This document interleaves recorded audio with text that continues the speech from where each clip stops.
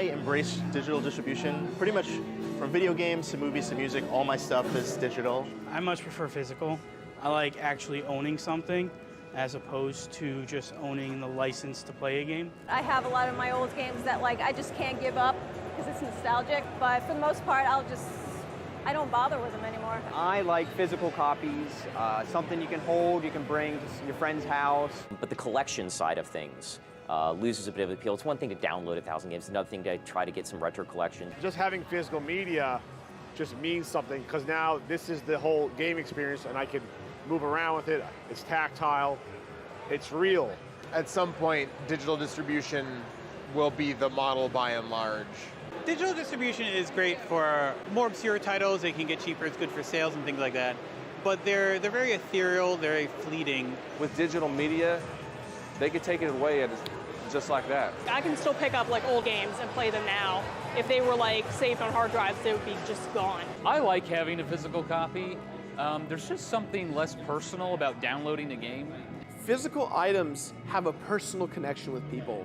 A lot of my games growing up were given to me from my family because we couldn't afford games. But every one of those cards, every one of those physical gray cards that barely worked, I still have them because they're my memories in physical form. And that's something that you don't get that anymore. You do not get that anymore.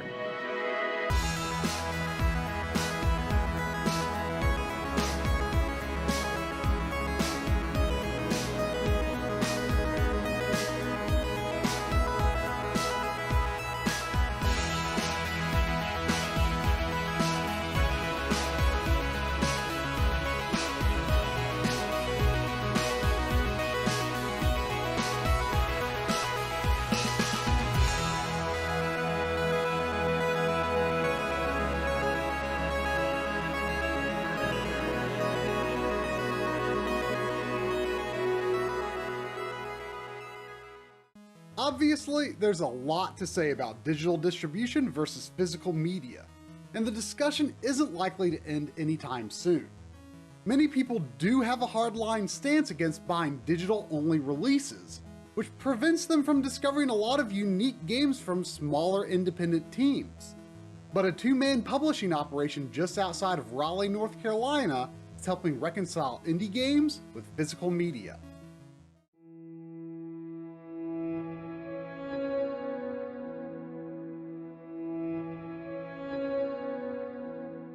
The year was 2010.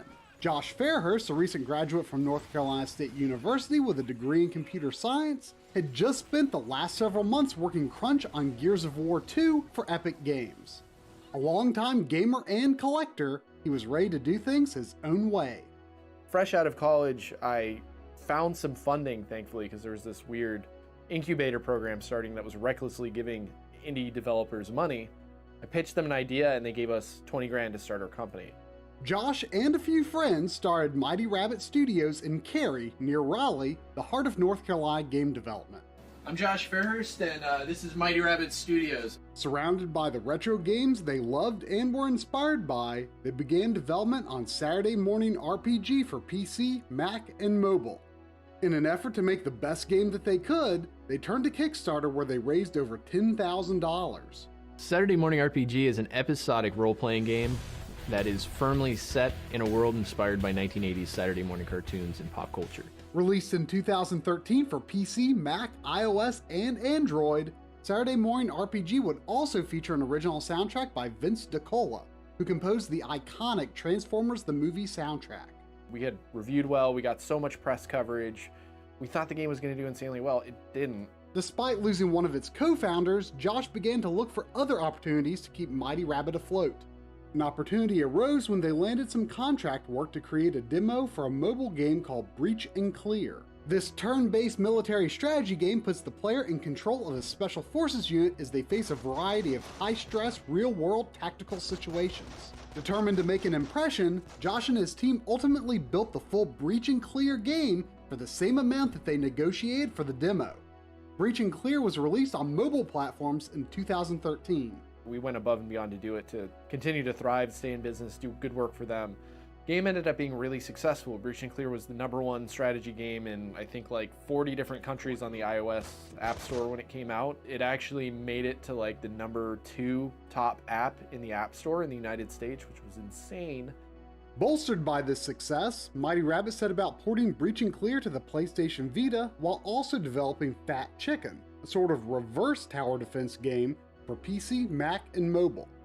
It wasn't long before Mighty Rabbit began development on Breach and Clear Deadline for PC, Mac, and Linux. Released in 2015, this spin-off dropped much of the realism of the original and threw the player into the zombie apocalypse.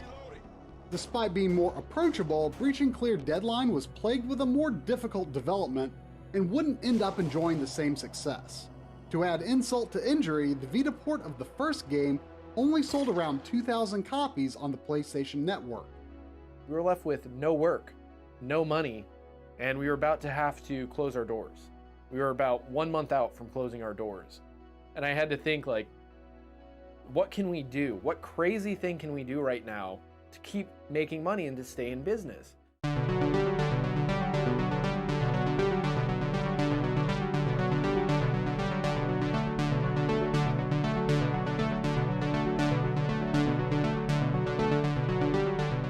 This is Retro City Rampage, an overhead, open-world game in an 8-bit style.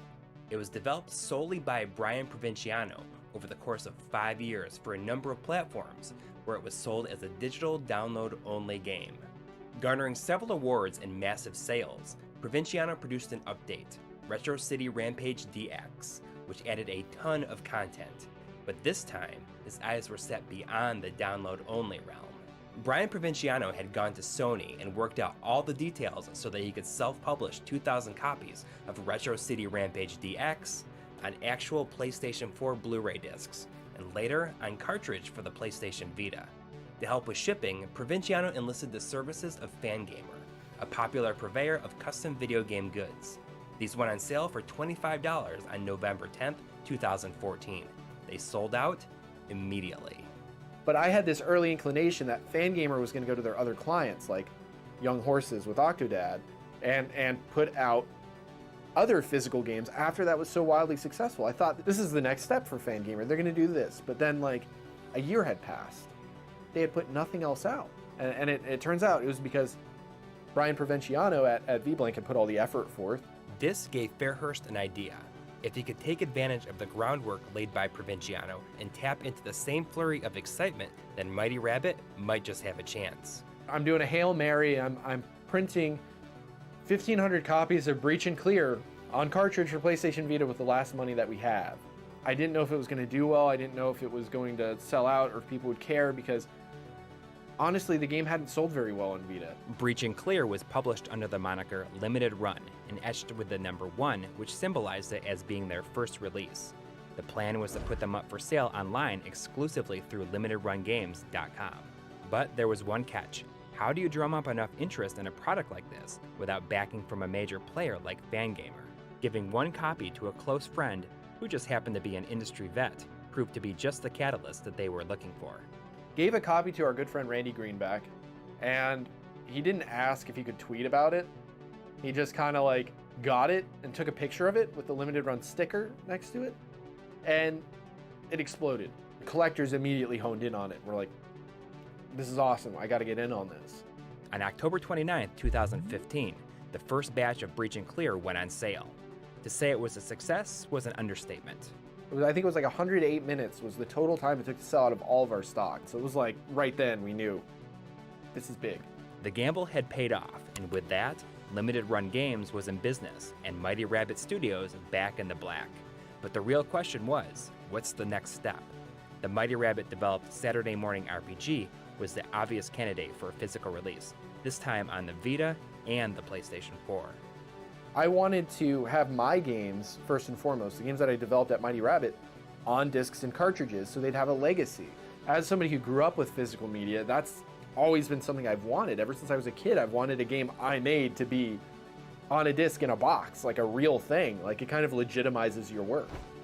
On January 29th, 2016, limited runs sold through all 1,980 copies on PlayStation 4 and 2,500 copies on the PlayStation Vita, cementing that there was definitely a market for this, and that Fairhurst was at the epicenter. Just from having that insight as a game collector and a developer, I knew there was so many different reasons why this had to exist, why this had to be a thing. And I just didn't think anybody else was realizing that or noticing that, because the popular belief is that physical media is dead. With 2 of Mighty Rabbit's releases available physically, it was time to expand Limited Run's scope and entice other developers. This is where Limited Run's co-founder would shine, one of Josh's closest childhood friends.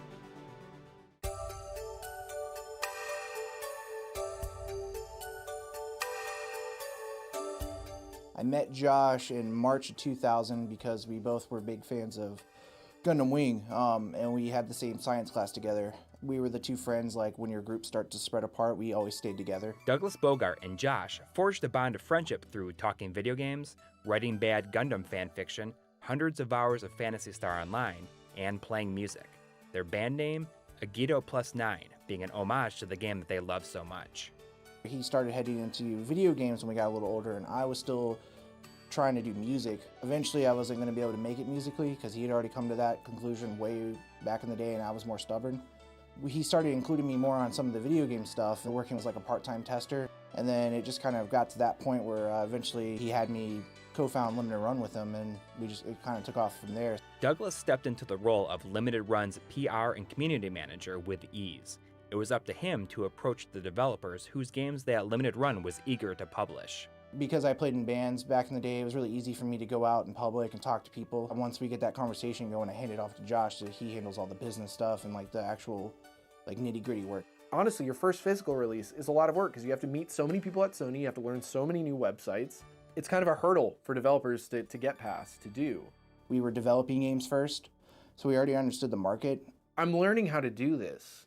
I might as well approach other developers to do it for them because I've already put in the effort to learn it, and they're not going to want to put in that effort. And the other thing, they're not going to want to put the money down to risk putting one of these things out. Us having the solution saying, hey, we can give you a physical copy without putting you in a financial situation where you're broke because you had to overproduce. I will do all the work with Sony and make it just as easy as making your game compatible with the format, which is just a couple hours of work.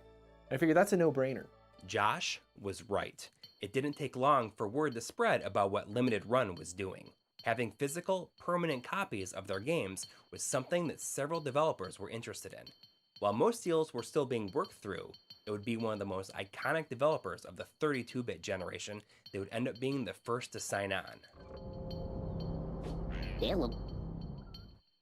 Oddworld New and Tasty was a remake of the PlayStation 1 bestseller that was released on several platforms, including the PlayStation 4 and Vita. Oddworld inhabitants would reach out to Limited Run and express interest.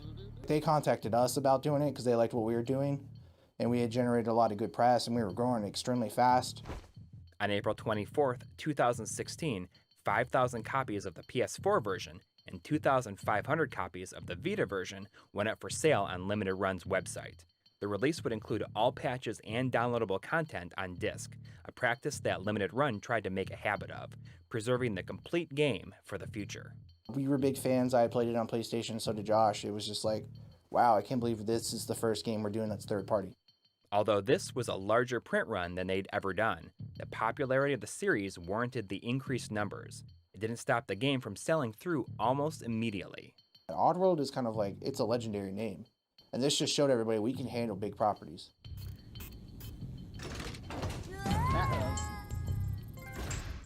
I'm sure you're familiar with the free games that PlayStation Plus members get to download each month. They come from a variety of developers and publishers, but mostly they're from the indie scene. Still, of the hundreds of free games available, I've put real time and effort into only one. There's just something about buying a game, not to mention the deliberate act of putting it in a system, that makes me care about it more than just getting a digital download for free. If I pay for it, I am gonna play it. And unfortunately, as long as you're a PS Plus subscriber, Sony won't even let you buy PS Plus freebies for you to hold on to for later. Limited Run's fourth release was Futuridium EP Deluxe, a puzzle/shooter that was developed by Mixed Bag. It was originally released for free for PlayStation Plus subscribers. So that was another worry of ours, like saying these people already have this game, like maybe they don't want it again. I have this strong belief that if somebody gets a game as for free, they have a lot less attachment to it than if they pay for it. When you pay for a game, you take the time to play it, you give it an honest chance. If you get a free game, you might play it for a minute and then just give up on it. It was free, who cares? But it turns out people with PlayStation Plus wanted the physical because now they can keep the physical sealed and just play the game they already had through PlayStation Plus. On May 9th, 2016, Futuridium EP Deluxe was released on Limited Run's site. Available for both PS4 and Vita with a print run of just 2,000 copies per platform. Pessoal que tá chegando aí agora. A conferência vai começar daqui a 10 minutos. I had developers from Italy come up to me while I was eating lunch at E3 saying, hey, you worked with Mixed Bag, we're really good friends with them, and like, I'd love to work with you. With another successful sellout on the books, Josh and Douglas began to pursue some of their most wanted games.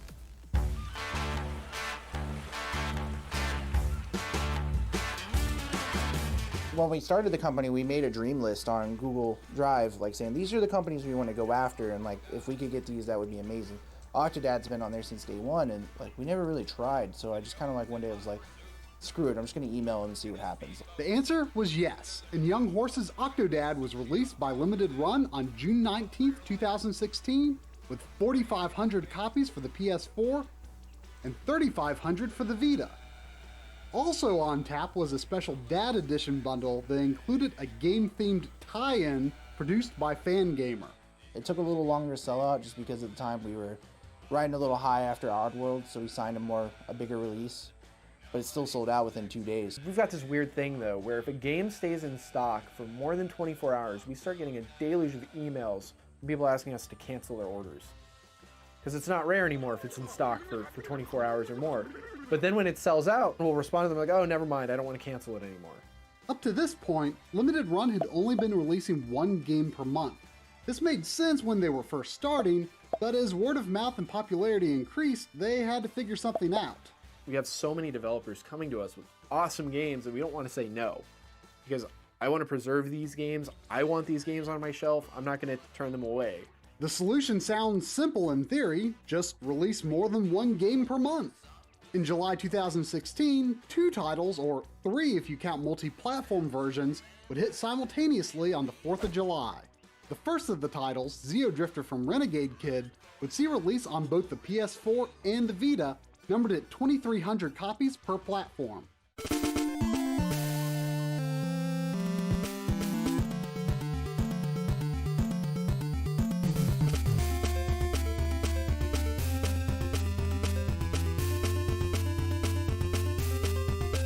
What's crazy is that Jules Watson from Renegade Kid actually like called me on the phone, like sent me an email, called me on the phone, talked to me like before we had even put Breach and Clear on sale, because he wanted to kind of investigate what we were doing because he's a big fan of physical media.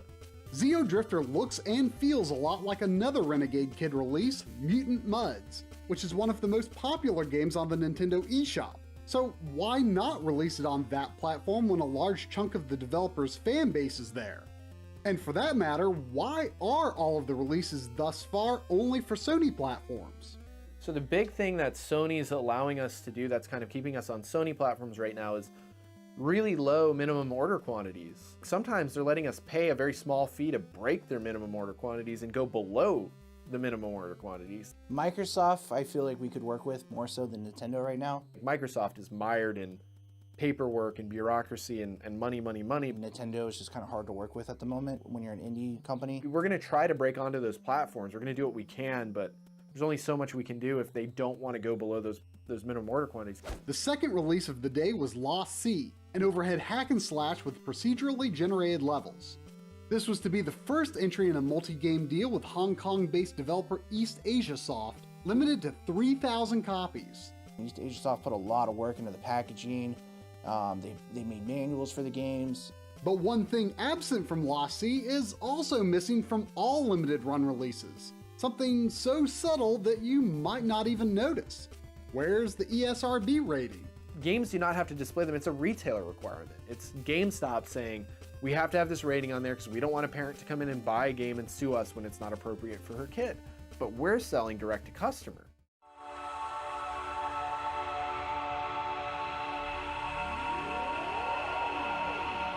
Talk about an underappreciated platform. The PlayStation Vita will go down in history as a disappointment for Sony, but for its fans, it will be one of the greatest missed opportunities. Now, have you noticed just how well Limited Run has supported the system? Nearly every game that they put out, if a version for the Vita exists, they made sure it gets a physical release. By the time they reach the end of their current release schedule, Limited Run games may very well be the #1 publisher on the system.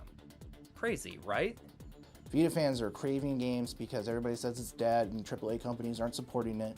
So any release you do for a Vita is like, it's gold to Vita fans. And it also shows that there's way more Vita fans than people are getting credit for. Josh and Douglas would find this out firsthand when the second game in the East Asia Soft deal was released on July 29, 2016. Soldner X2 Final Prototype had Vita fans going crazy. Limited to just 3,200 copies, it's an amazing side-scrolling shooter with a great soundtrack.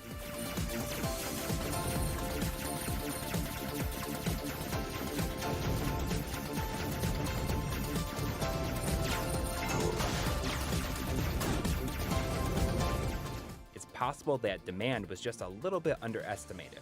A perfect storm of hardcore Vita fans and Limited Run's increasing popularity, Soldner sold out so quickly that many buyers never even had a chance to get their order in. It didn't take long for the internet to make its ire known with claims of making things difficult for the non-collector. Limited Run does their best to give everyone a chance, with each release having 2 windows of sale. 5 minutos Half para of the começar. copies are available at 10 a.m. Eastern Standard Time. Só avisando pro pessoal que não acompanhou as outras conferências When it aqui no comes to the canal, number of total available 5 horas vai começar a comes a da balancing Ubisoft. act.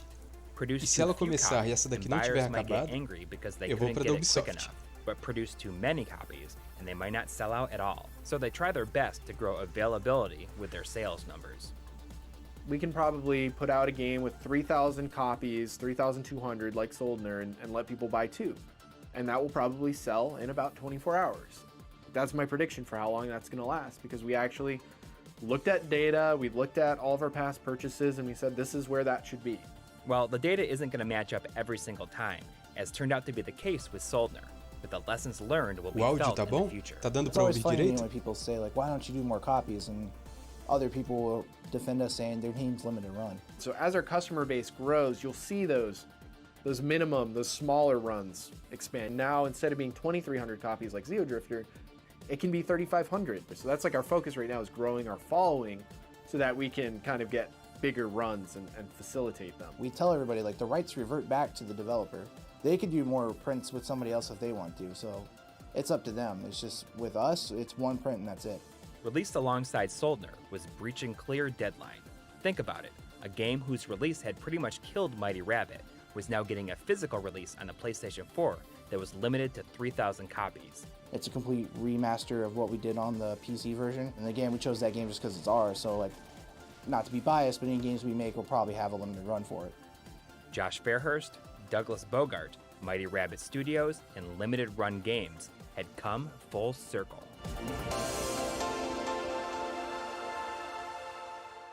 Beyond Breaching Clear Deadline, we've already seen the release of several additional titles, one of which is their most high-profile release since Oddworld. Shadow Complex Remastered is a re-release of one of the more popular digital-only games from the previous generation. All 6,000 available copies sold through in under 48 hours. At this point, we can't help but wonder what the future holds for Limited Run. Competitors have started to pop up, but Josh and Douglas already have a number of high-profile titles in various stages of the process. Some announced, others a complete mystery. And while we won't know what those games are until they're announced, our minds can't help but run a little wild with possibilities and wishful thinking. But what about the game that Josh and Douglas dream of being able to release? The answer might be more obvious than you think. And I guess, like, biggest dream game, which would make no sense for me ever to do, would be Phantasy Star Online 2. Phantasy Star Online 2. If I could make that happen and have it be in English, that's my dream game right there. We want to thank Josh and Douglas at Limited Run for allowing us to come over and spend the day with them. But most of all, we want to thank them for providing people with the opportunity to buy physical copies of the games we love and want to continue to enjoy into the future. It's good to see people who care about the medium the way we do fight for preserving a game long after the final server has been shut down.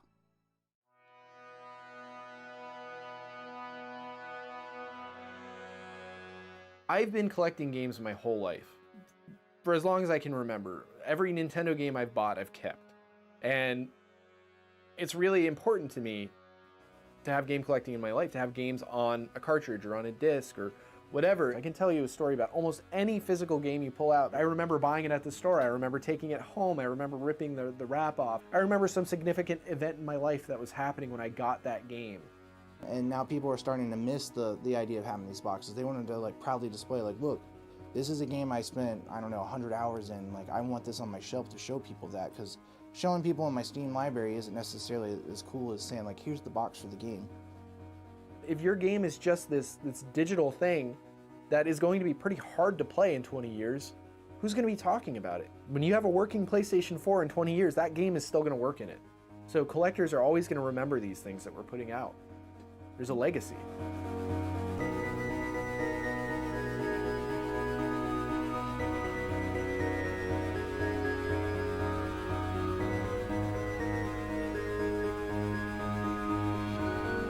Aí, agora sim, vai começar. Estão conseguindo me ouvir direito?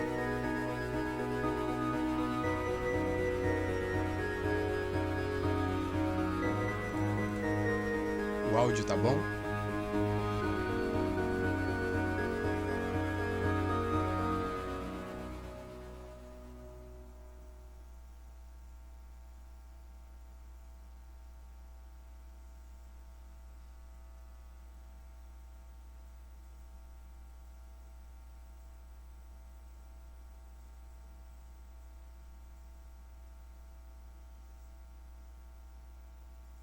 Rated RP2M. Ladies and gentlemen, welcome to the Limited Run Games press conference for E3 2018, broadcasting live from the Limited Run Auditorium in Apex, North Carolina.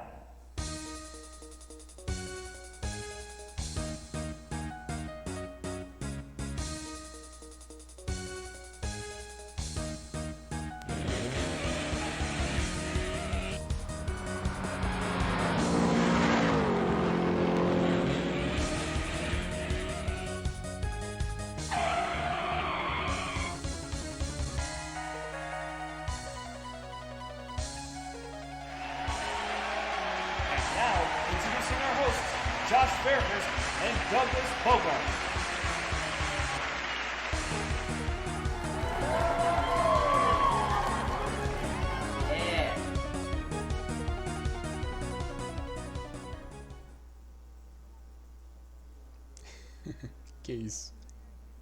Good afternoon, everyone. I'm Josh Fairhurst, the co-founder and CEO of Limited Run Games. And I'm Douglas Bogart, co-founder and COO. Get hyped, everybody! Get hyped, everybody. First off, I'd like to start by thanking everyone who came out to attend today. When we started out, we never thought we'd be filling up auditoriums with people excited for our releases. Ele está agradecendo as pessoas por terem ido lá. Online who's watching. Before we get to the section of the show where we announce upcoming releases and other shocking reveals, I'd like to talk a little bit about what we do for those in the audience that don't already know what we do. Vai anunciar os próximos lançamentos. To the past, at what's been accomplished since we got started back in the fall of 2015. Mas agora ele está explicando um pouco da empresa. O que eles fazem? Limited Run Games is a publisher that releases small single-issue print runs, typically in the 2,000 to 10,000 copy range, of previously released digital-only titles, but we make those physical. We do this because one day, all of these digital games will be removed from the servers they currently reside on. These games deserve physical preservation, and you, the players, deserve permanent ownership. To date, we've produced over 160 physical game releases. We started out with standard edition Vita and PlayStation 4 packages, but we gradually added collector's editions, vinyl soundtracks, PC games, and other types of goodies to our lineup. This year, we've added another new platform to our regular schedule, the Nintendo Switch.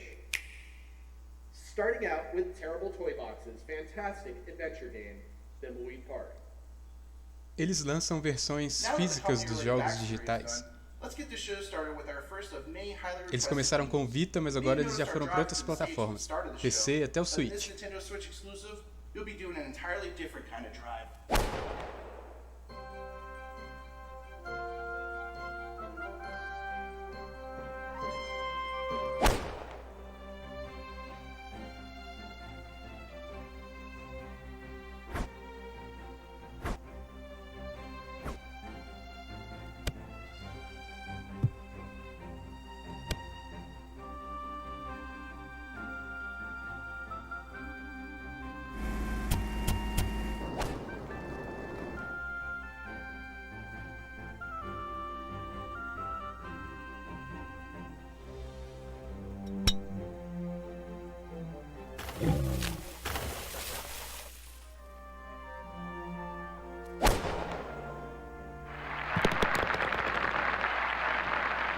Welcome to the stage, Limited Runners, Shadi El-Haddad.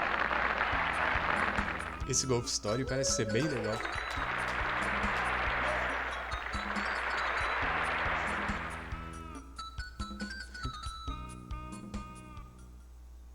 Hope you're all looking forward to Golf Story. This next game was in the works for years and years before it finally graced the digital storefronts earlier this year. Luckily, you won't have to wait that long to get a copy of it in your hands. Let's take a look at developer Joachim Sandberg's debut release on PS4 and Vita.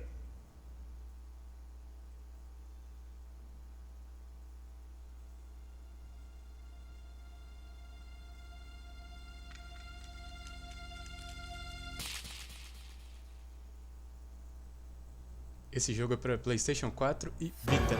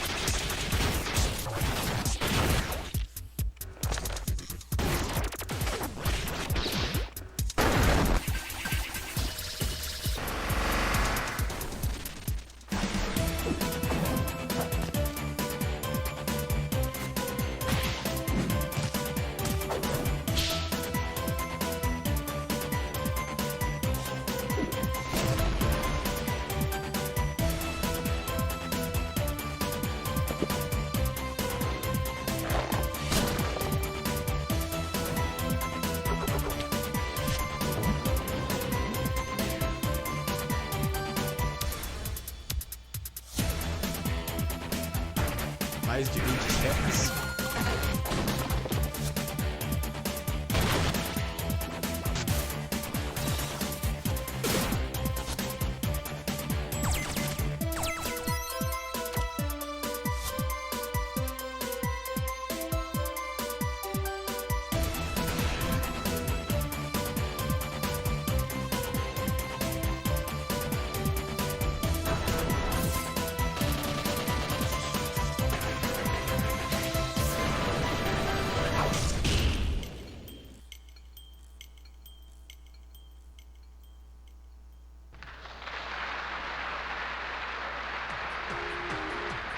Welcome to the stage, Emily Zielinski. Next up, we have our two spine-tingly-dingly horror games from Polish developer Bloober Team. The first one will be launching on PS4, the second on Switch, both releasing during our Spooky Games month in October. Jogo de terror que vai ser lançado para PlayStation 4 e Switch. Lazarski, you there?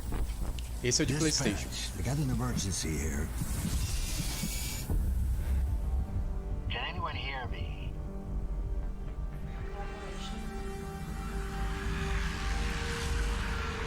The year is 2084. If they told me what the world would become, I would not have believed them. KPD? Anyone in there?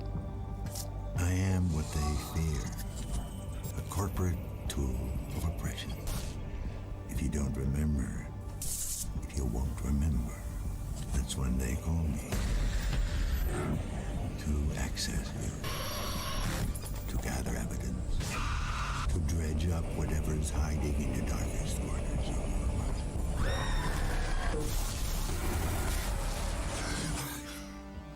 My name is Daniel Lozetsky. I'm an observer.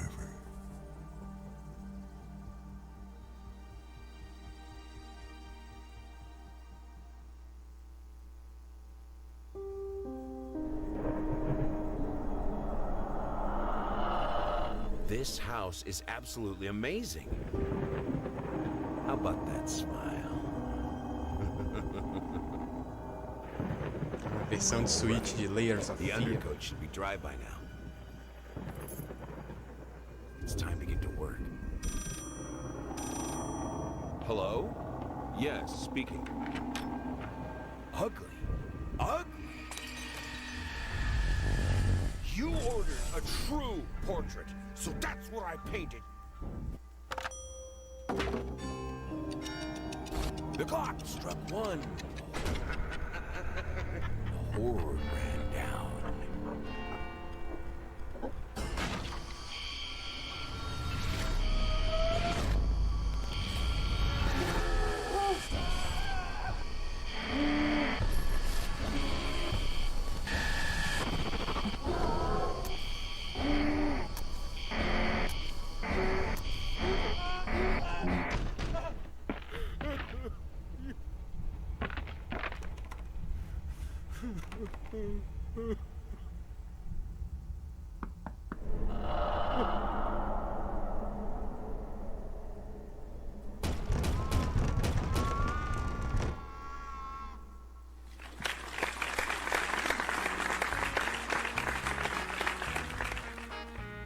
Introducing to the stage, Brian Gay. Really gives you the heebie-jeebies, doesn't it? We've got even more Switch games from different genres coming down the pipe. This ultraviolet rhythm game just takes coming down the pipe a bit more literally. Mais jogos de Switch. Ah, esse jogo é muito bom.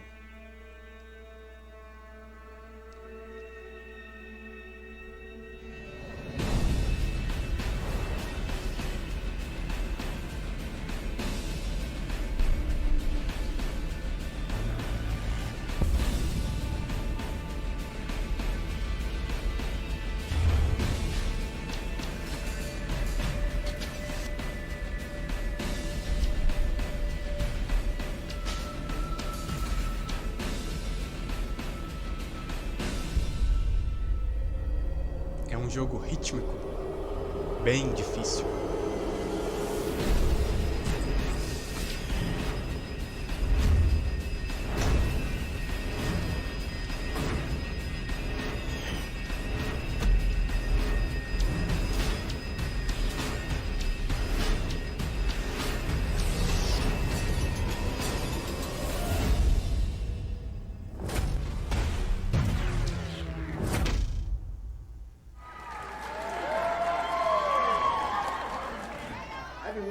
This one for a very long time, and I'm sure many of you out there have as well.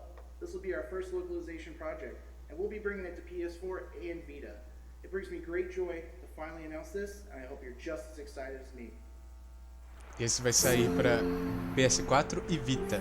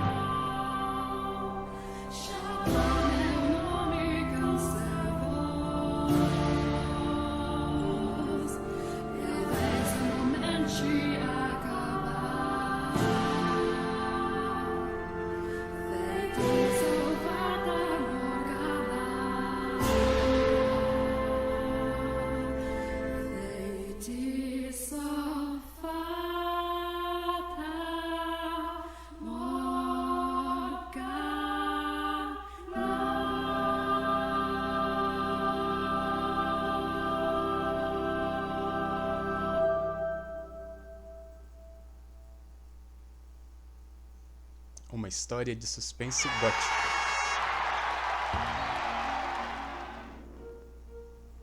Reintroducing to the stage, Douglas Bogart. This next set of games is for a group of fans who made us into what we are today. We chose Breach and Clear, our only Vita console exclusive, as our pilot release, partially because of the nature of the Vita fan base. Vita fans are true diehards and the most loyal bunch out there.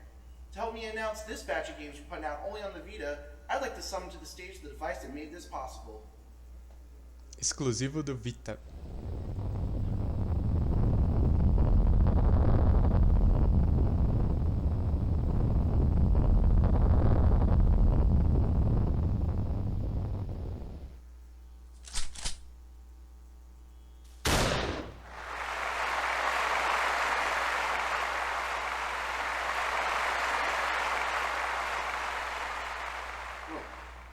First up, this pair of Cyberpunk games is from the same universe. Let's check it out.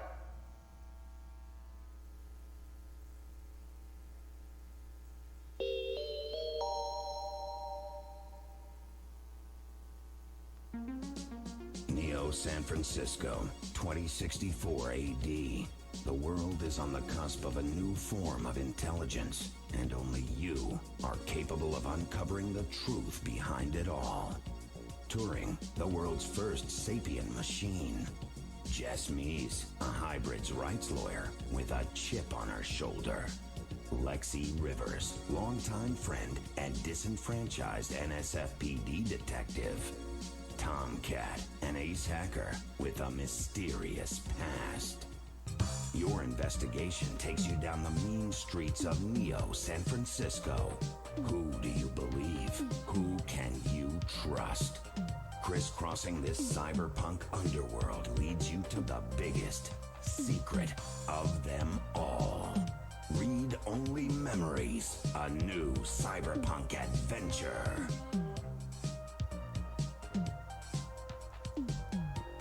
Jogos cyberpunk são sempre bem-vindos.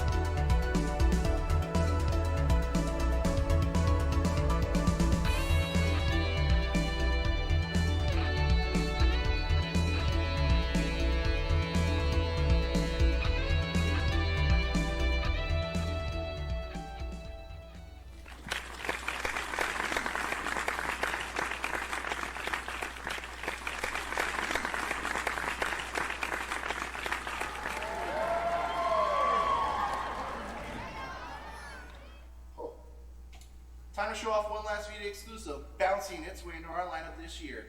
If there are any children in the audience, time to cover your face, but peek through your fingers. Let's see what's on the menu.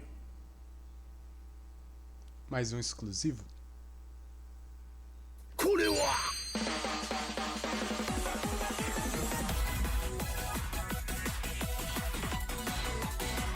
This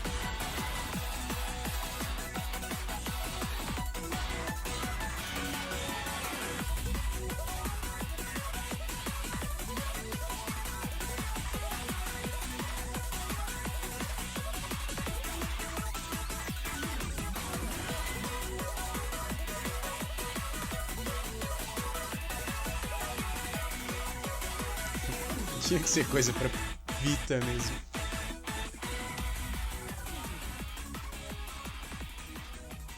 Jogo rítmico de comida.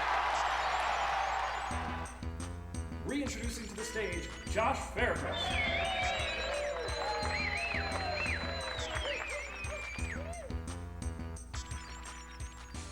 That's enough for the Vita right now.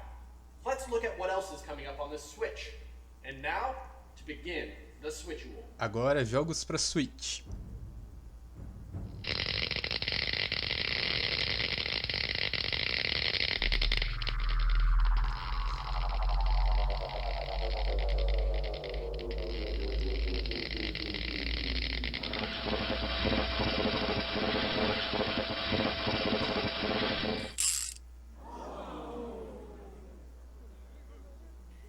Super efeitos especiais. Using the power of the Nintendo Switch, I'm about to make a very special announcement. This next game we're about to show you is available right now for pre-order on our website, www.limitedrungames.com. Don't stop watching. We've got plenty more to show. Just go ahead and open up the second tab on your monitor that you currently have dedicated to live E3 hot takes from your favorite influencers and content mavens, and go check it out. Now, without further ado, esse jogo já está em pré-venda.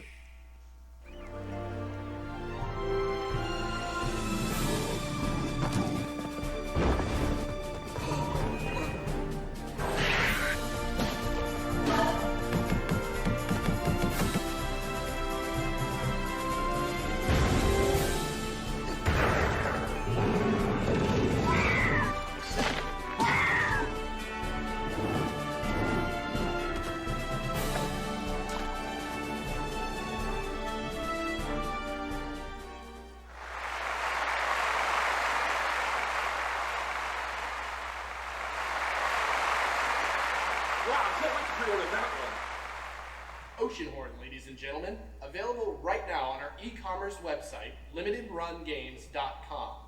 Now, it's important to note that this release was published by our friends at FDG Games. It is not part of the Limited Run Games collection, but we've assisted in releasing this game as a distributor.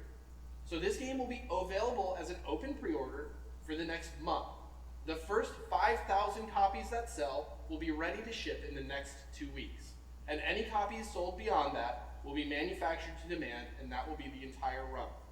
So if you want a copy of Oceanhorn for the Nintendo Switch to add to your physical collection, go ahead and get one now. Quem quiser a cópia desse jogo pro Switch tem que comprar agora, porque pode acabar bem rápido.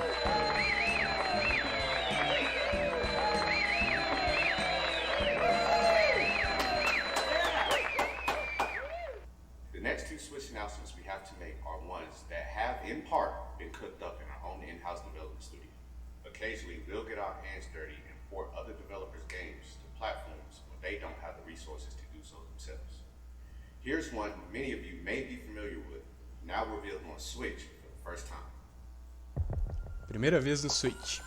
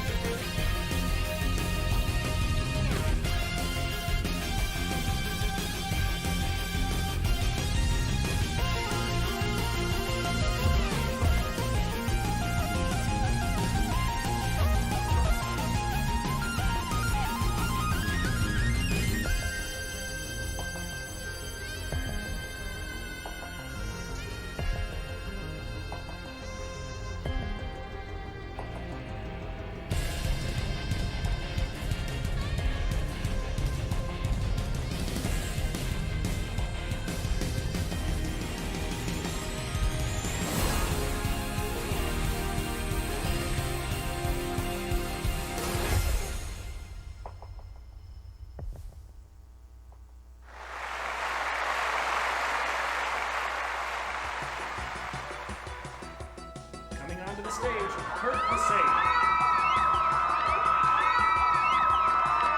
This next one has already been announced, but today we are going to be revealing its release date.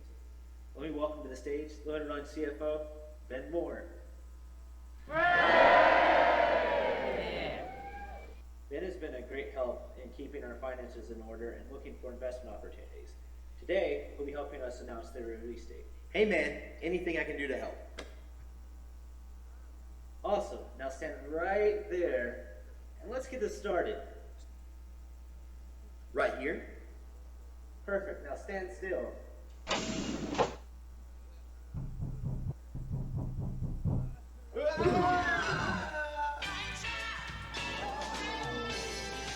Oldest trick in the book.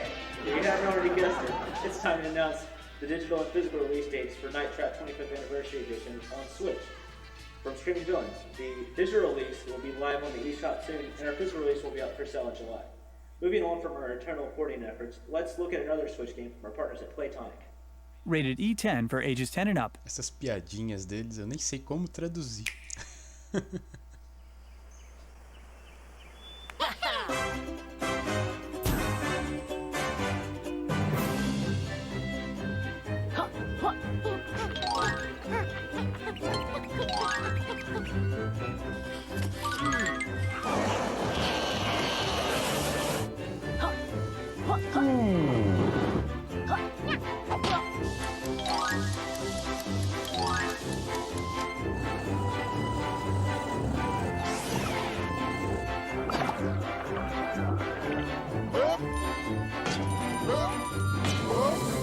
Esse jogo é uma homenagem aos jogos de plataforma do Nintendo 64. Da época, né, do Nintendo 64. Ele é muito bom.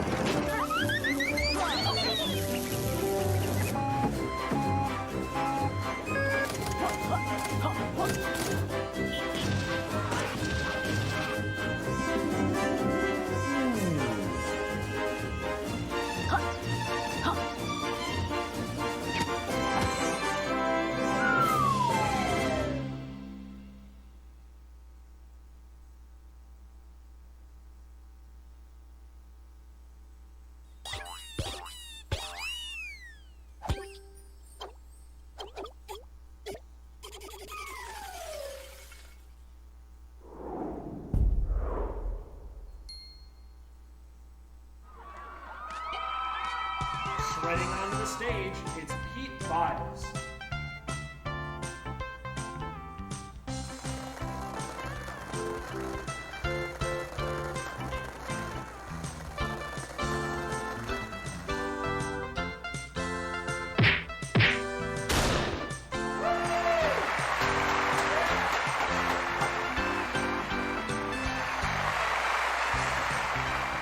This next release is one we've wanted to do since day one of Limited Run Games. This modern classic is a masterpiece in its own right, and since its initial incarnation released in 2008, has inspired countless other games due to its challenge and timeless mechanics. Chances are, this game will only ever be topped by its upcoming sequel. You're going to want to hold on to your seats and make sure you don't get lost now because the walls are shifting.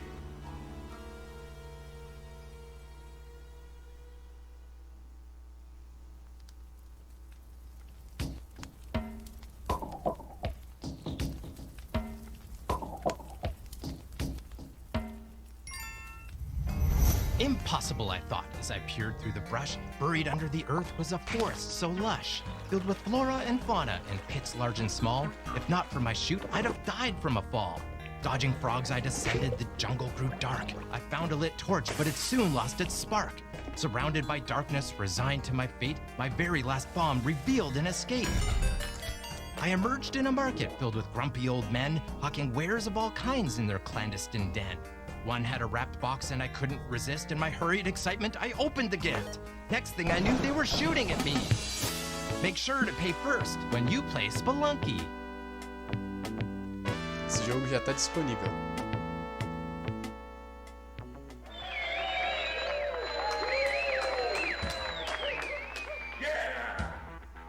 Welcome onto the stage, Sarah Elliott. We we've got just a few more games to show you today. Created by developers Magnetic Realms and Xseed, we have an old-school action-adventure game inspired by Commodore 64 and Amiga platformers from the early 90s.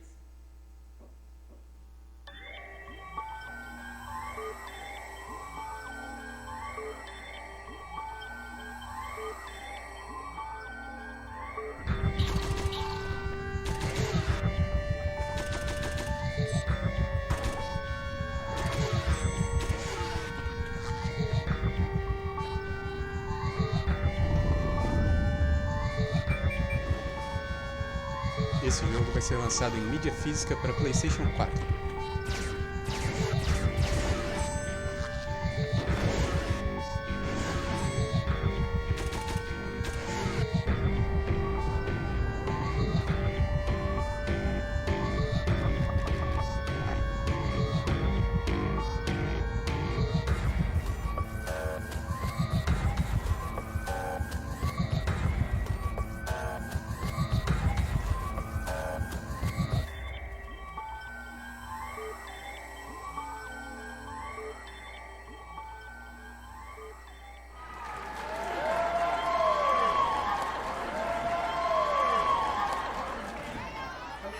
Last minute for E3, we have another Japanese title for PlayStation 4 and Vita.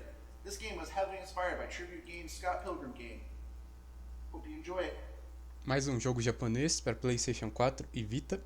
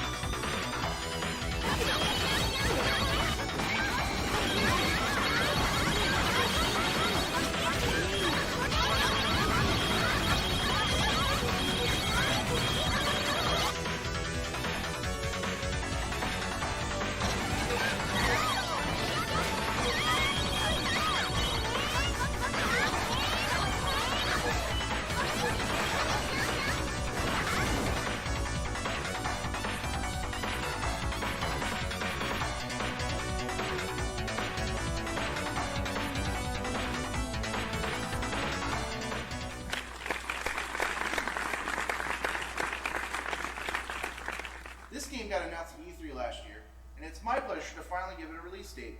I hope everyone stops being salty on my Twitter mentions after this, so I can have my social media sanctuary back. Esse jogo apareceu na E3 do ano passado, mas agora vai ter uma data de lançamento.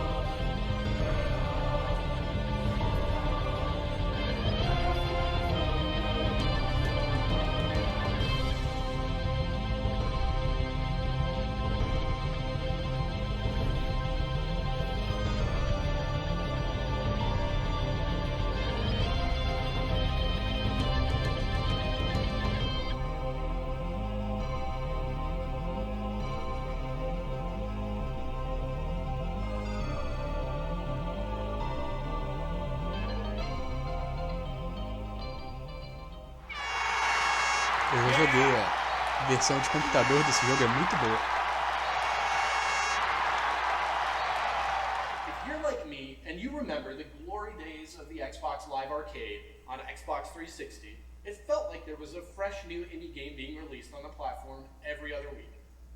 This game was one of my personal favorites from the era, and it brings me a lot of satisfaction to announce that it's coming to the Nintendo Switch, and it will get a physical release from none other than Limited Run Games. Like Iconoclast, which was announced earlier, this game is also largely the product of a single developer's labor of love. Please take a look. Mais jogo para Switch. This realm has fallen to fade. We dare not even ask for a hero, for no creature should suffer so to mend this broken land. He leads the greatest army our world has ever known, spilling innocent blood.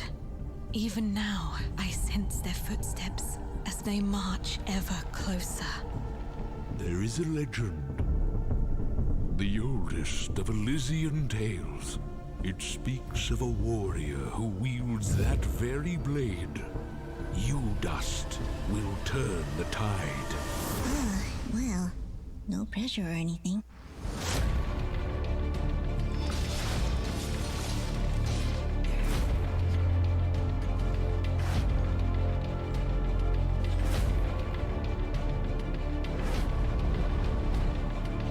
You will be tested, Dust. An army of thousands stands before us, and they've never been defeated. Well, let's not keep them waiting.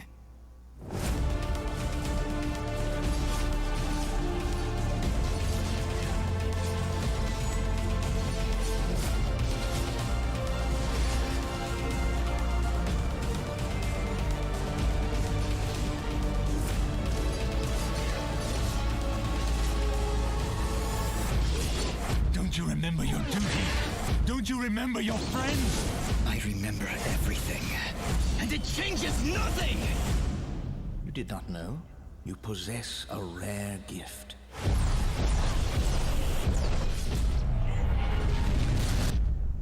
Never have I seen it before.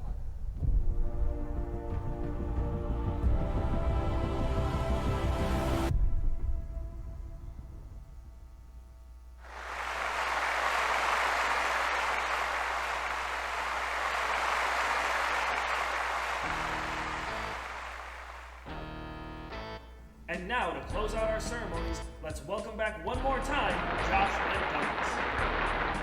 Thank you to everyone for coming out. And don't forget, we'll be doing a live Q&A session on this stream in just a few minutes. Please enjoy the rest of your E3. And don't forget that Ubisoft's press conference begins at the top of the hour if you'd like to catch up with our boy Yves Guillemot and his gang to see what they've been up to. You may even catch a look at Ubisoft Dreamboat Patrice Desolé. But before we leave, we're going to show you just one more thing.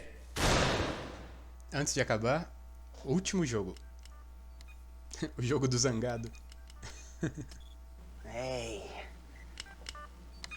Hi. My name is Eddie. I need your help.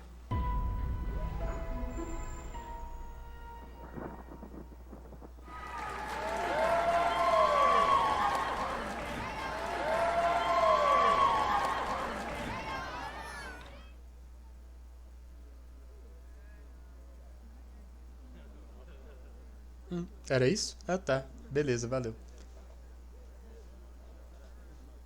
Vai ter uma sessão de perguntas e respostas com eles. E eles falaram pra gente assistir a conferência da Ubisoft, que vai começar daqui a pouco. Run right here. We're watching the press conference over here. Thanks for coming out and watching it on twitch.tv/limitedrungames.com. We're excited that you guys did. Uma coisa que eu não falei durante a conferência é que eles disseram que essa empresa, Limited Run Games, ajuda outras empresas menores que não conseguem lançar seus próprios jogos em mídia física. E aí eles lançam. Muitos dos jogos que apareceram aqui são dessas empresas menores. Definitely Dust, man. That game Yeah, is, Dust looks yeah. good. Huge Dust looks real good. On Xbox 360 is one of my favorite games, right next to Shadow Complex. Só que Daqui a pouco vai começar a conferência da Ubisoft, então eu vou passar para lá. We're not furries. You know? Like us. They've been working, they wish they could be here. Do you have a message for all the teams who are watching at home? Yes, I want to say thank you everybody working on the family of the division. Thank you all for your hard work. Thank you to the star players that are here with us today. Essa é a pré-conferência. Making this game awesome. Thank you very much. Amazing. So we're obviously going to see the Division 2 in the conference today. And also don't forget to stay tuned after the conference for an exclusive deep dive, 30 minutes on the Division 2, right back here in the back lot, in our fan zone. You know what, Kim, our next segment is about game development. You're the resident game dev. This video? I would love to. So I'm a developer. Oh, you guys have a great time. All right, I'm a developer at Ubisoft San Francisco, and tabletop gaming is something that's a running áudio tá theme bom? throughout so Tá many dando para ouvir Ubisoft studios direito? around the world. From prototyping game designs to just plain old fun, let's take a look at how some Ubisoft developers share their love of tabletop gaming.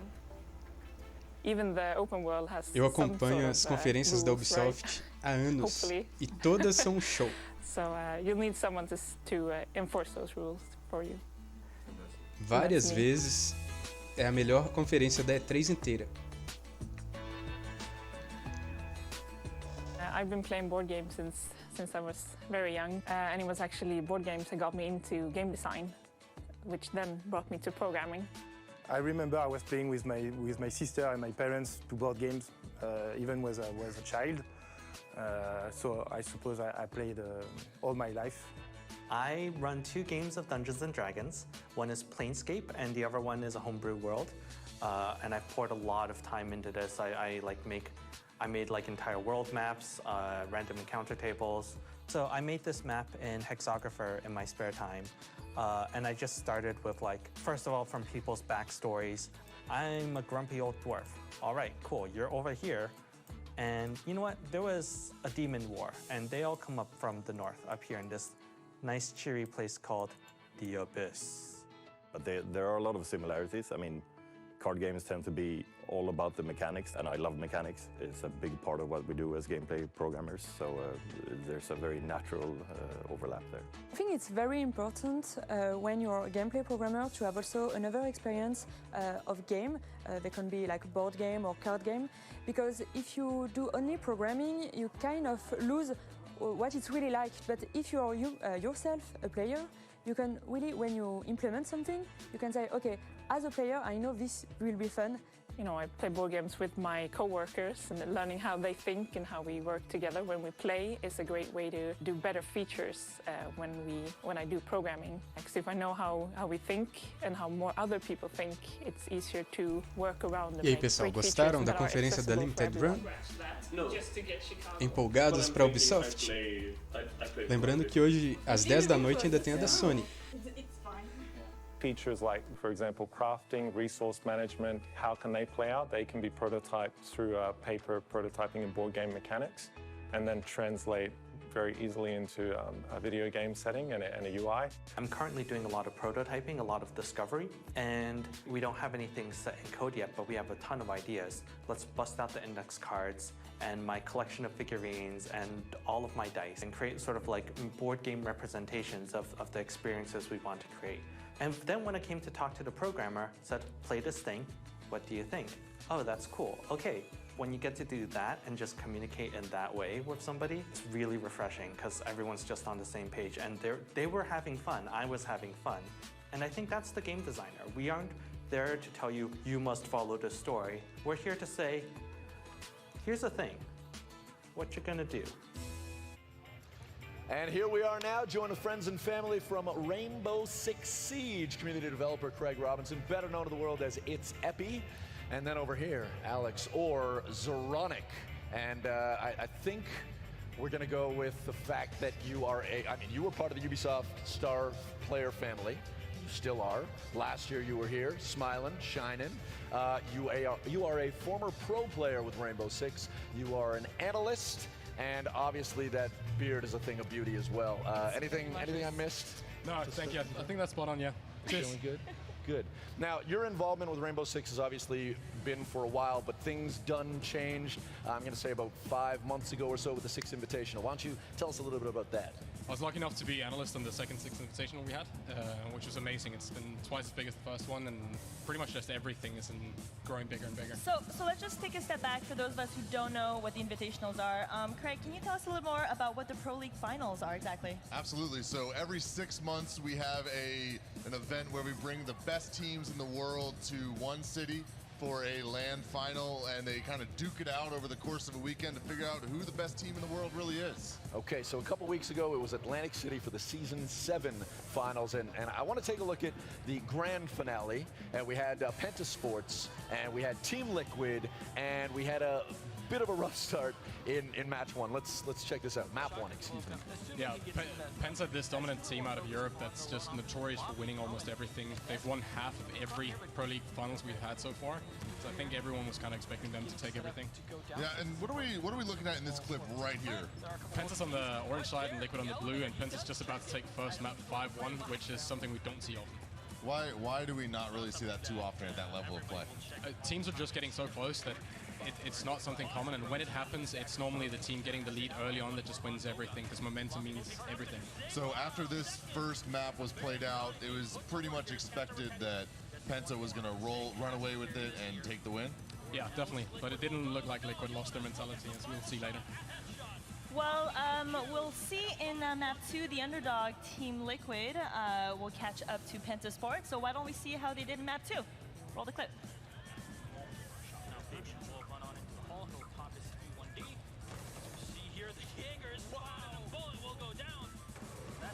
Kill. Goga going in for the quick plant on the thermite. Yunus holding off for any other rotations. And will this go down? Yes, it will. Sexy Cake though will drop one. Two kills though. A flurry for Liquid as Goga gets one. Sick with one more. They're on fire. Pengu, last man alive here. He's got a clutch as he's done it before. So he's waiting. He spots the one player. Zig is somehow still alive, but he gets shot from the side. Ladies and gentlemen, Team Liquid, they survive. And we'll see a third map. The revenge from last year. Liquid almost going down. They bring it back in. The energy on this team is absolutely insane. So after that second map, we had a really close matchup between Liquid and Penta, and we were headed to our third and final map where we were going to figure out who the best team in the world is. Let's roll that. So, Alex, in this map, what's happening? What are we looking at with Liquid versus Penta? Well, after a map and a half, it seems like Liquid finally found their old style of playing, which is the Brazilian way. It's brute forcing, just powering their way through. Penta has this called EV Plus game style, which comes from poker and chess, where you always take the right choice, so to say. They'll go with the option that is more likely to win, and Liquid just brute forces through that. What does that mean, the right choice? If you have two options, one is a 80%, one is a 60%, they will always go with the 80%, but that makes them predictable in some way. You're playing up against a harder, I guess a harder strat if you choose to brute force through that, but they made it work. So what Team Liquid was doing was leaving certain avenues of approach open and vulnerable on purpose. Yeah, they were basically baiting them into taking these choices, right? Absolutely, and Team Liquid won the finals. They won the whole thing. What does that mean for these players, but also the Latin American community? I think, as you can see on screen, it means about the world to them. Sick, letting a little cheer go there, and it's not just for the Brazilian community or the Latin America. It's for everyone in Siege. It was huge. Absolutely. I mean, yeah, as you said, two tears being shed. And then he walks over to Penta before he's even had time to dry his eyes and congratulate them on their win. I love that. What can you tell us about the amount of respect that these two teams have for each other? Well, it's beautiful. They take 30 seconds to celebrate, and then the next thing in mind is to go over and shake the hands of the teams that just lost. That's a really nice visual, but as we move things forward, obviously, with Rainbow Six Siege, it's always in motion. There's always something happening. There's always changes, improvements. What are we expecting now as we shift closer to the next season and all the changes that are coming? Well, with the pick and ban coming, teams are going to have to change the whole way they play. It's going to be much more adaptable, like mid-round, and the way strats are built is going to change in the favor of the dynamic teams as well. And I think it's really going to be a really exciting time for the Siege dev team because, as our game director said, it's going to put the creativity back in the players' hands. That's awesome, guys. Well, thank you so much, gentlemen. Enjoy the rest of E3. I know you have a lot going on. And So I think we got some gameplay. we got some gameplay. More gameplay. And you know what? We might just see a little bit more Rainbow Six Siege. Roll the top 3. Number 3. Come here. Come here. I got a present for you. Get down. I have no clue where you are. Get down. Get down again. Come on. The gasoline is just like the name come on. For that Twitch account. Go. So you should go into See, there we go. You should find it. Ooh.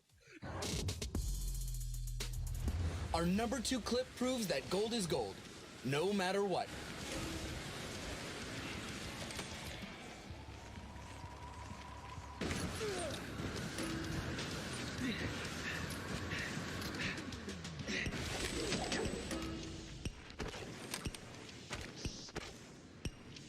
Oh, oh, oh! Nailed it!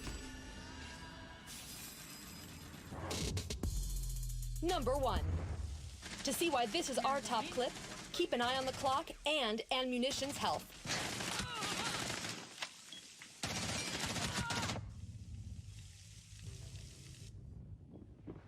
15 seconds remaining. 4 last operator standing. 10 seconds. 5 seconds.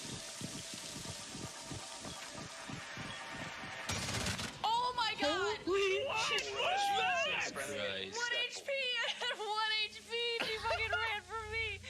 Oh my god! Did you have 1 HP? Ah, I had 1 HP that whole time. After I fought like the third person. Fuck, dude.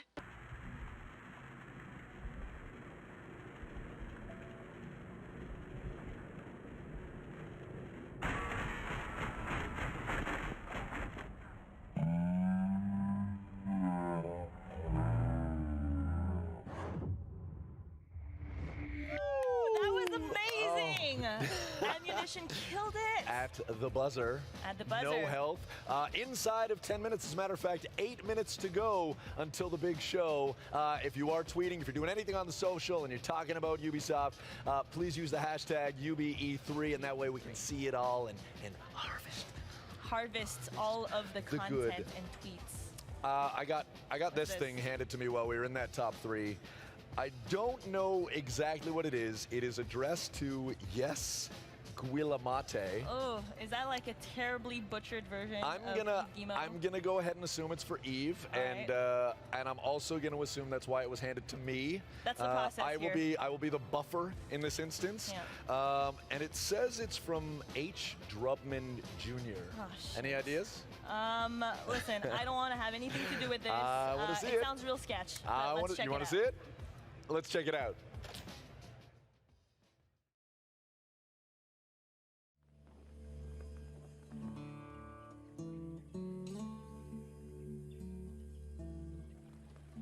Hey there, amigos. Yep, that's right. It's me, your boy, Herc. I just want to take a minute to speak directly to you, Ubisoft. Especially you, Mr. E.S. Guillemate. Pretty sure I pronounced that right. Listen, I've been hearing non-stop about this dang old Discovery tour, and it got me thinking, man, Hope County needs to get in on this action. You hear me? Come on, man, let me show you around.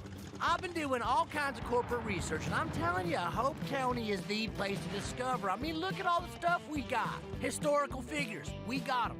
Sports is culture. We got fine athletes in Hope County. I mean, no one's made it to the big leagues yet, though. And something from this guy, Peter, who keeps on sending me letters that are not of encouragement. Heck, we got Boomer here.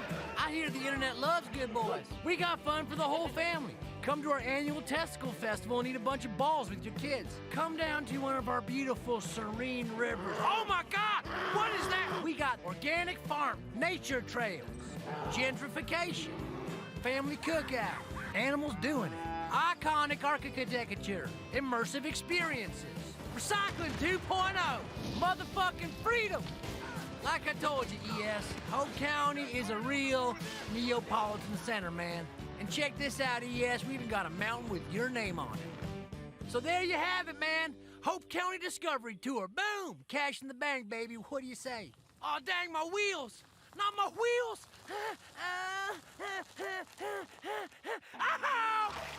Oh, cougars! Oh, it's biting my face! It's on my back! It's on my nuts! I don't... Oh, he's leaving. So you have your people call my people, and we'll figure that... Oh, shit! He's coming back! Okay, I think he's gone. Oh, I landed on my keys. Oh, declined? Oh man, no. This is not a thing, you guys. Listen. Look good to me. I don't know.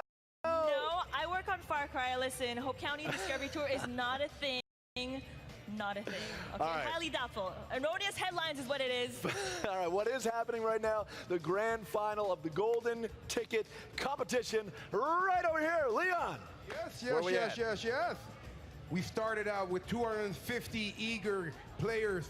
We went down to 10, and now these 4 wonderful people next to me are gonna fight for their right to party, to come into our 5 conference, minutos para começar and for the o ultimate show bragging da rights. Ubisoft. Are you guys ready for the ultimate battle?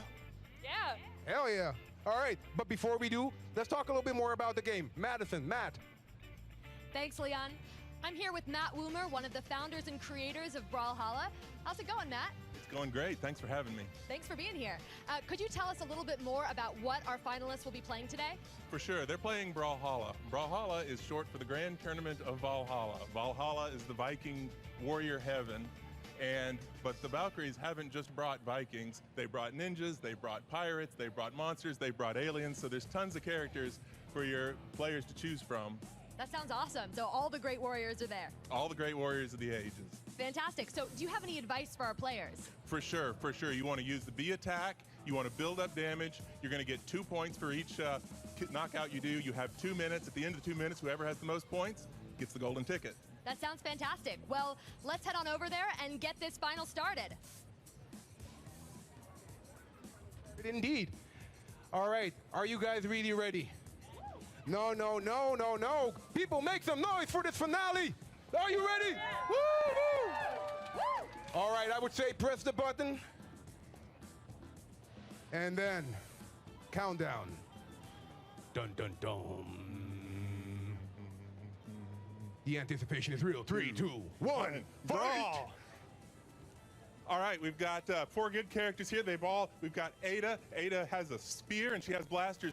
Really quick character, good for getting in close. We have Ember. Ember is a warrior from the forest. She's an elf and she has guitars and she also has a bow and arrow. Very dangerous for the wolf character as well. Nash is our caveman. Caveman has a hammer, he has a spear, and he has some heavy, strong attacks. And finally we've got Azuri, the cat lady. The cat woman has guitars and she also has a sword and she'll also be moving in for quick attacks. Now we look here and some characters have, there we already got a kill. We've got, another kill. Wow, they're racking them up quick here. You can fight unarmed and that's fine, but what you really want to do is see these weapons, these weapons that are falling from the sky. When you pick them up, you're going to get one of your 2 main weapons. And there we go. They have figured out the weapon system and are doing really well. Ember is going in and mixing it up. She is really in the middle of everything. Nash is kind of backing off, letting the battle come to him. And that worked out for him with a hard ground pound. It's 4-4 with under a minute left. We have anybody can get into this. Ada can get in with a nice double kill. Azuri can get back in with just a single kill. It's tied up at the top. It's mixing it up right there in the middle. Wow, there's 30 seconds left. Ember's got a weapon. She's right there in the middle. She's holding on to that lead. She's picked it up. She's got 6 points. Somebody needs to step up. We're under 30 seconds. Nash is moving in hard. We need to close it out. You guys need to move in. You got to take it away from Ember. She's doing well. Azuri's got the ground pound. She's coming in for it. She's going to try and make her move right now. She's looking for the hit. Is she going to find it? 10, 8, 6, 5. 6-6. We are tied up. 3, 2, 1. It is tied. Luckily, this game comes standard with a tiebreaker. They're both top characters are at deep red. They're going in hard. Decide a winner. Anything can go. We have to pick. And the winner is, all right. Here you go, golden ticket, ultimate gaming backpack. Let's go, let's go. Enjoy the conference.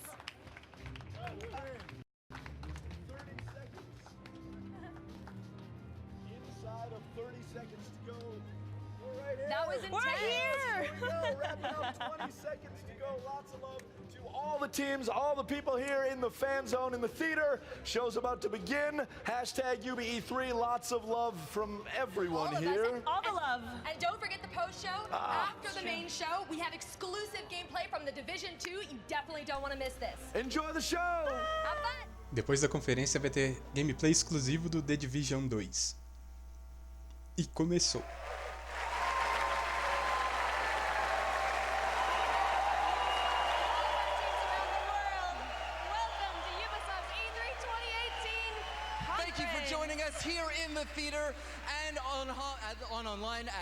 Eles estão dando as boas-vindas e agradecendo todo mundo que está lá e está assistindo online. Falaram que vai ser bem interessante.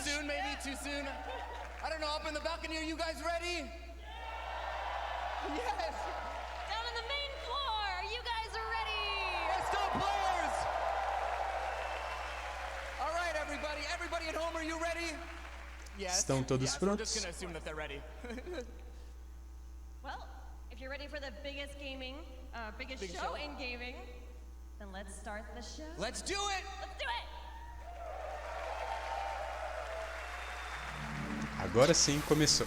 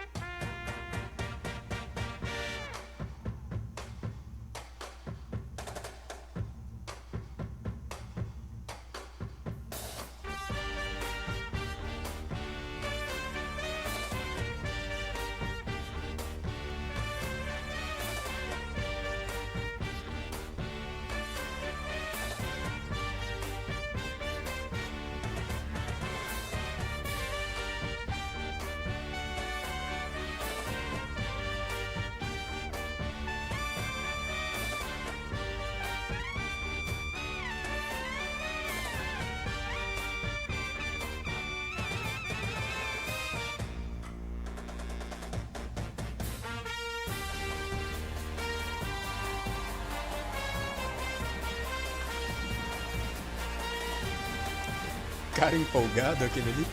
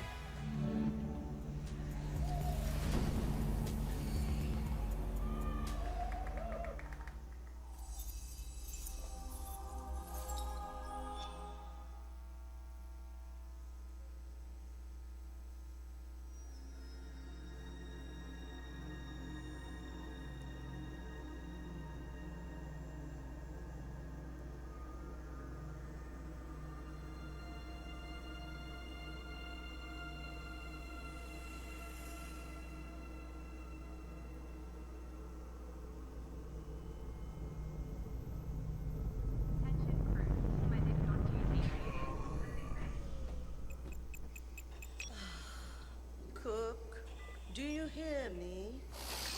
Roger, Uma. Half the crew is dead drunk in my sick bay. After eating your miraculous space chili. Any thoughts? Well, I have no idea what you mean. Our food is healthy and invigorating. Captain to crew, dead monkey in the crow's nest. I repeat, monkey down. El space chili strikes again. Copy that, Captain. Hey, Paige, bet we could use your space chili to overclock our engines. Negativo, mi amor. Only you can melt my circuits. Keep laughing, fools.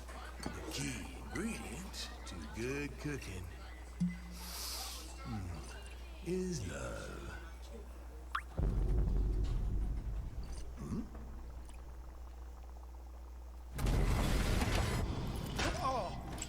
What? Engineering to officers, we are dead in the water. I repeat. Main engines are cursed. Nox, come in. What have we got on the scanners? Jack shit. Nada. Hey, wait. I see something. 3 o'clock starboard. It's massive. Get back here, Shani. Hold off!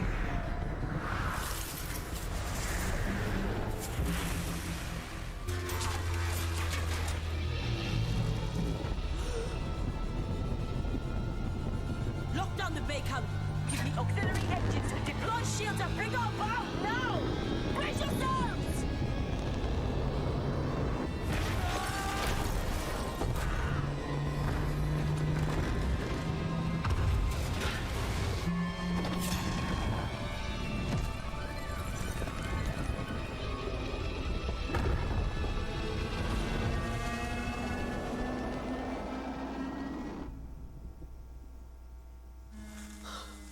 Gods protect us.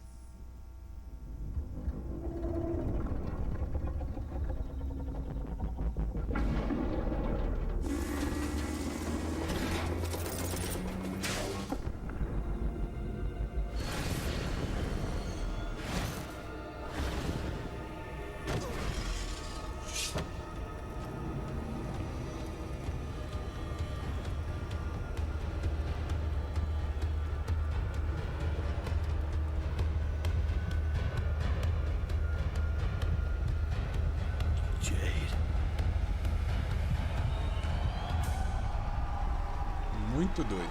Mas eu quero ver gameplay desse jogo.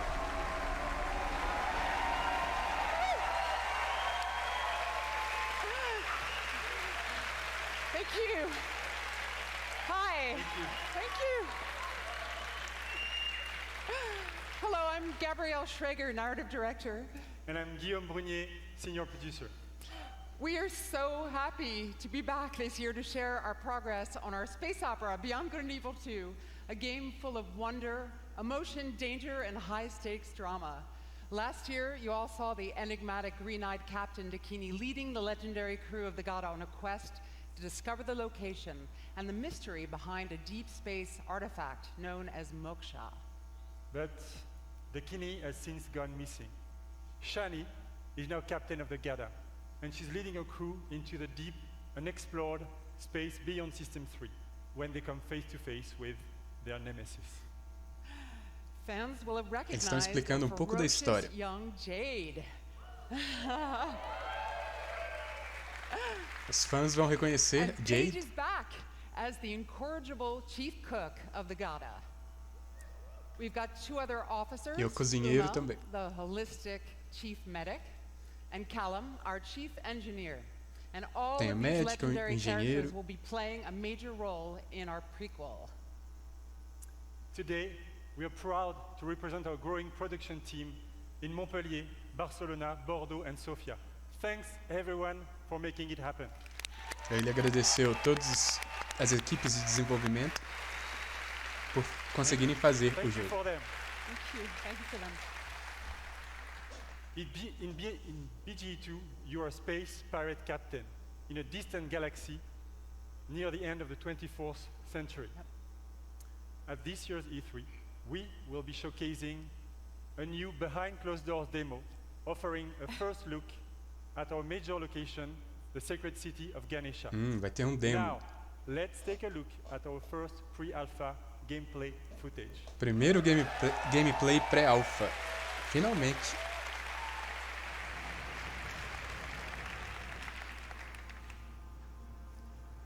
Ganesha is a metropolis filled with sacred temples, beautiful gardens, and bustling shops.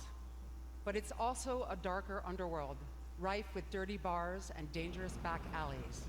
Our game is an action-adventure RPG that you can play alone or with your friends in co-op.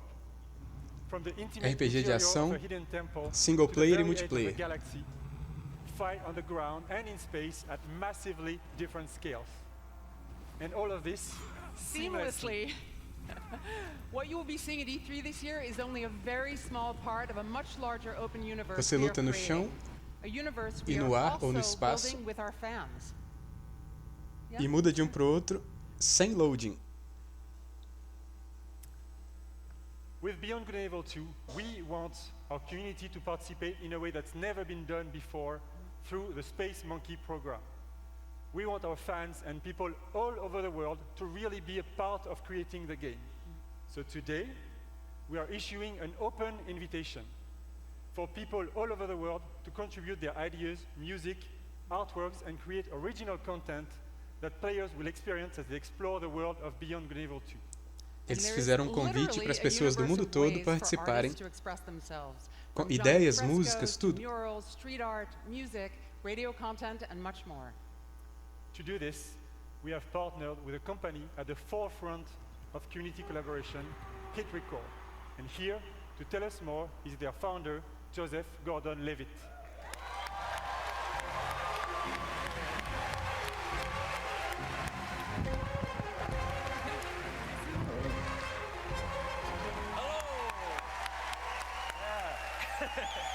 Thank you. I love this theater. So thanks to you guys, thanks Guillaume, and thanks Gabrielle. It's really good to be here. I'm super Ele está excited agradecendo to do todo this. mundo. For those of you who don't know, Hit Record is this thing that I've been making for a long, long time. It's really dear to me, and it's a place where people all over the world work together on short films or music or art, all kinds of projects. This is the first time we're making stuff that's going to go into a video game. So it's a little bit different than other like creative platforms that you can find on the internet, because the point of Hit Record, it isn't just to post and promote stuff that you've made on your own. The point is to collaborate. Esse Hit Record é o nome desse programa da Ubisoft, de colaboração. It's not just going to be a thing like a contest where people submit songs and then we pick one or two of them and we put them in the game. We're going to be really making the songs together. Não é torneio que as pessoas colocam lá e eles escolhem. Eles vão estar fazendo tudo junto mesmo, em colaboração. If you're a pro level artist, or if you're just someone who really cares about Beyond Good and Evil and that world and you love it and you want to be a part of it, there's going to be ways for you to contribute. Our first creative challenges are live as of like now. Someone's at my office pushing the button, like very nervous. You guys are doing great. And yeah, so come to our site, check out the Beyond Good and Evil 2 page at hitrecord.org, and that's it. Go do that shit. Thanks. E qualquer pessoa pode ir lá, entrar no site e colaborar. Tem várias formas de colaboração.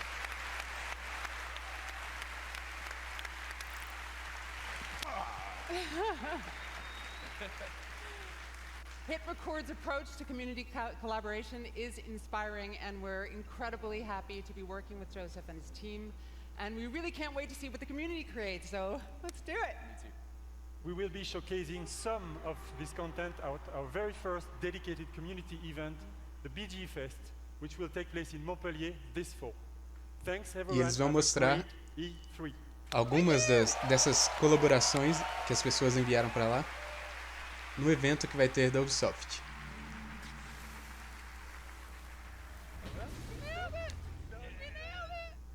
O microfone tá vazando aí, hein?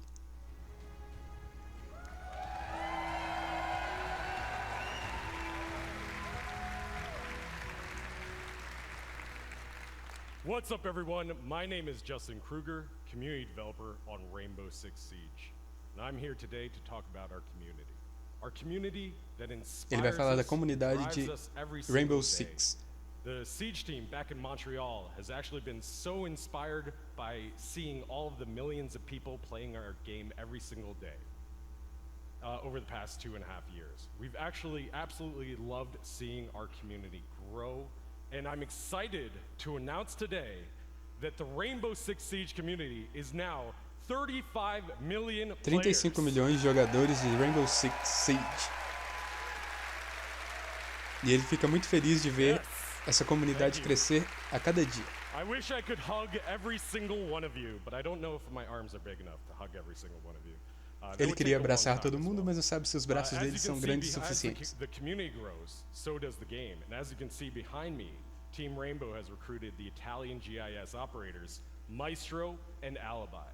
Actually, this image represents 10 seasons, 40 operators, and 19 maps that is all free in-game. And if you want to get to know all of these guys a little bit better, you can play Operation Parabellum, which is playable right now. And if you want to see them in action at the top of their game, tune into the Rainbow Six Siege Pro League, kicking off on June 18th at 5 p.m. Pacific time. The world's biggest esport teams will be competing for 6 months of intense Rainbow Six action. And that's just Vai ter one of the campeonato many de ways Rainbow to Six. enjoy competitions for Rainbow Six. The 6th major is just around the corner and will be hosted in Paris this August. Our Pro League finals will then take us to Brazil in November. Yeah, Brazil. And then the Vão vir 6th até no Brasil. Invitational will once again be the pinnacle of Rainbow Six, taking place in Montreal in February 2019. Yeah.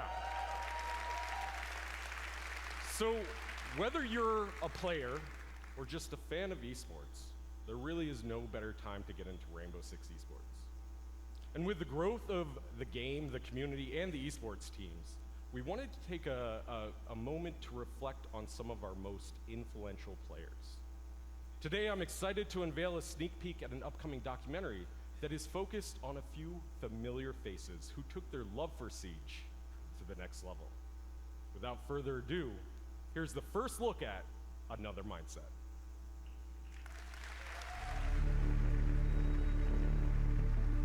Documentário dos jogadores de Rainbow That is Six. like the greatest injury to ever happen to me, only because it brought Siege to me.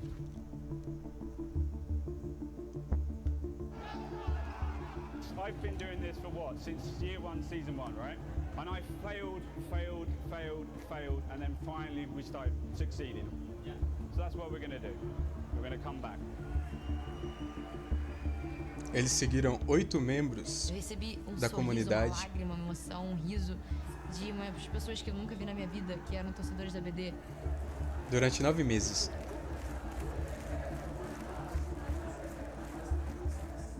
Acho que você tem que realmente botar toda a sua emoção dentro do jogo. Oh, Meligene.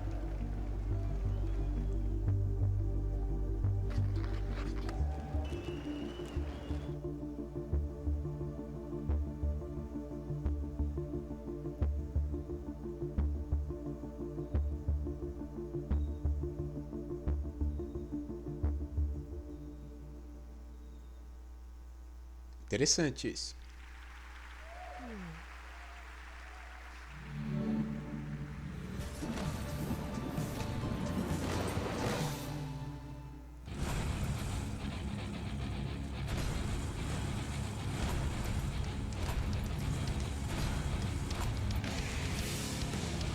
Agora começou a maluquice de novo.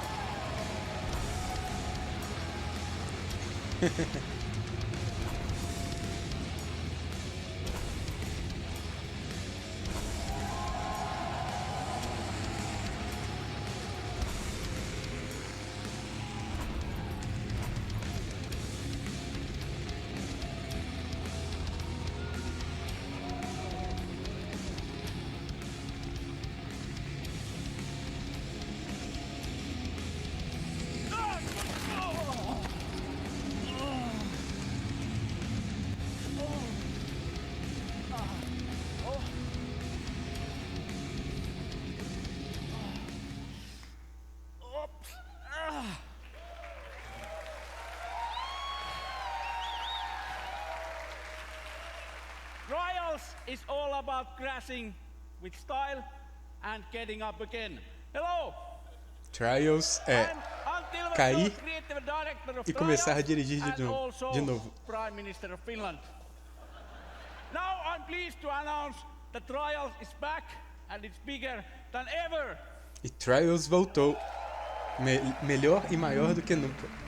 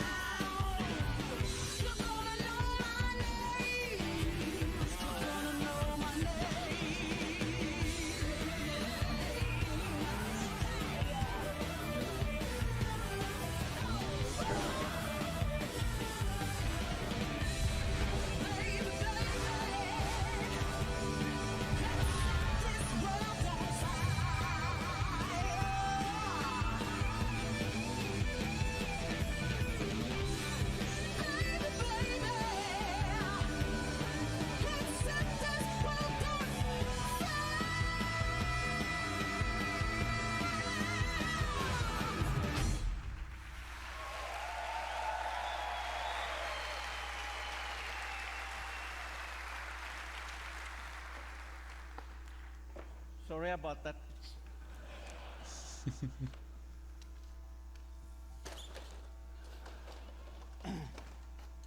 Trials Rising takes you around the world to iconic locations. You never ride alone and competition is everywhere. Você vai viajar pelo mundo para competir. Without the players, and our community has always been pillar of Trials. In Trials Rising, we work with our players more than ever. To explain more, let me introduce Brad Hill, also known as Professor Fat Sadie.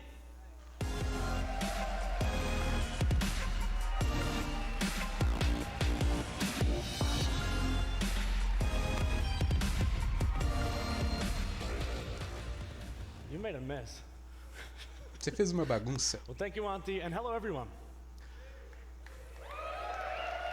See, OTHD down the front. I see you. I became a fan of Trials because it's challenging, but so rewarding when you overcome something difficult. But I soon realized that a number of players struggled with the harder levels. So in 2013, I created the University of Trials, a YouTube channel dedicated to mastering Trials writing.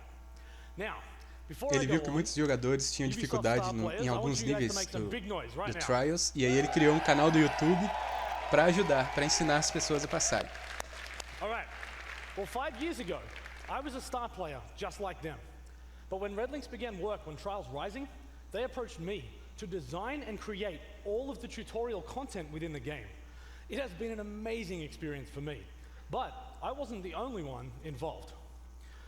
E aí ele ajudou a criar os tutoriais do jogo. Known as the Trials Elite, there, have been involved in the development of this game for the last 2 years. Whether they were track builders, streamers, or speedrunners, each brought something special to help shape this game. Now, if you want to get involved, register online at trialsgame.com for a closed beta happening later this year. Vai ter beta fechado. Esse ano ainda. Quem quiser é só entrar naquele site ali e se registrar. Hey! We're not going to put a big coming soon up here. I think people are going to want to know the release date. Yes. Data de lançamento. Trials Rising will release on February 2019 on PlayStation 4, Xbox One, Fevereiro. PC, and the first time ever also Nintendo Switch. Oh, pela primeira vez no Switch. Finalmente. Fevereiro do ano que vem. If you are E3, come to our booth and we'll show what Trials is about. Crashing with style and getting up again. Let's get out. Let's go. Thank you everyone. Have a nice E3. E o pessoal vai poder jogar Trials lá na E3.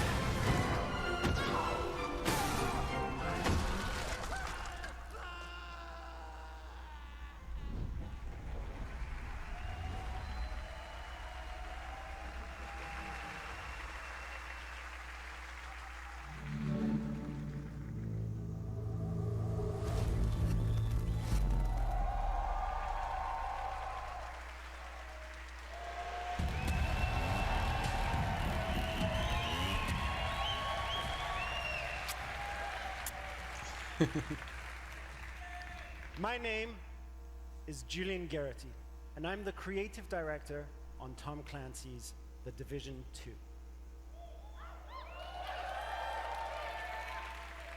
On Black Friday, a strain of the smallpox virus was released on dollar bills in New York City.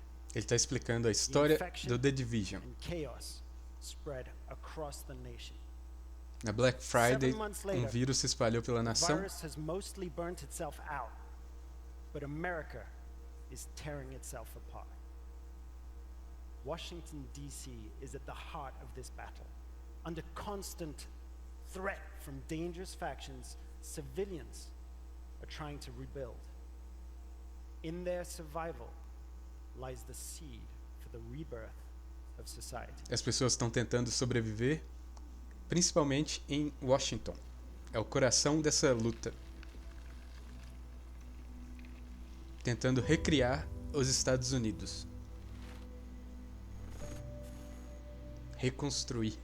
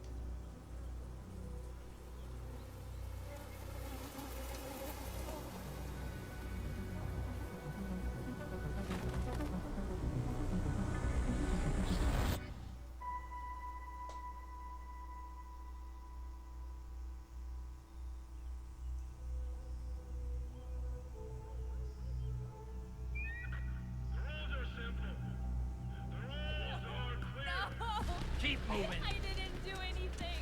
Some of you may believe the rules are unfair. That's too bad. Quiet, you. I said no more talking. The rules are not subject to negotiation. Shut up! Defy the rules, and there will be consequences. Let's go. Come on. Examples will be made. On your knees. Keep still.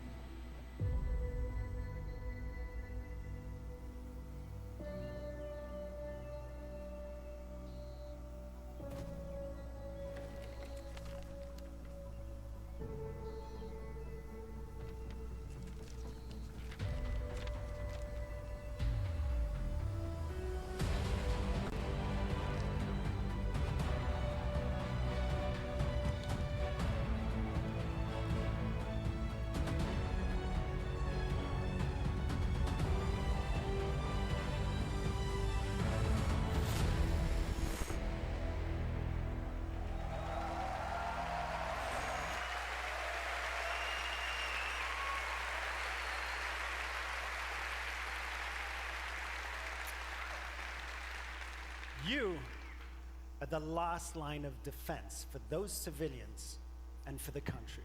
Você é a última linha de defesa para os civis e para o país.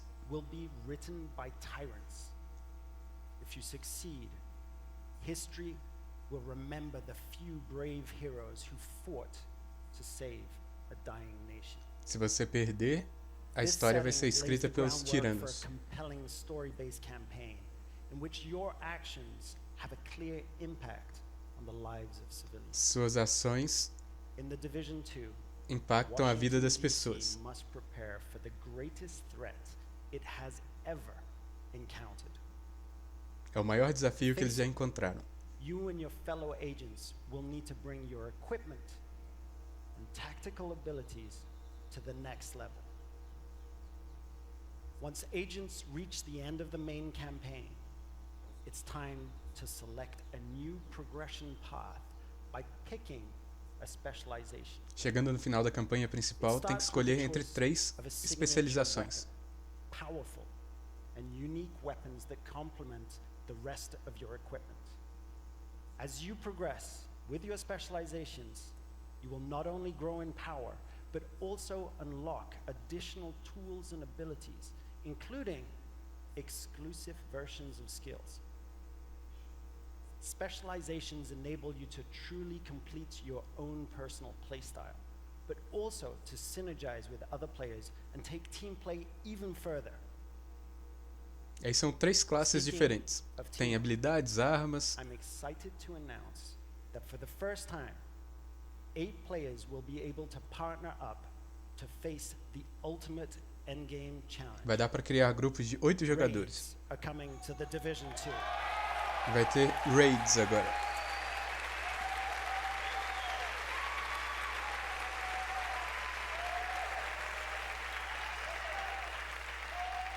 We learned a lot from working on the first game. Eles aprenderam muito com o primeiro jogo.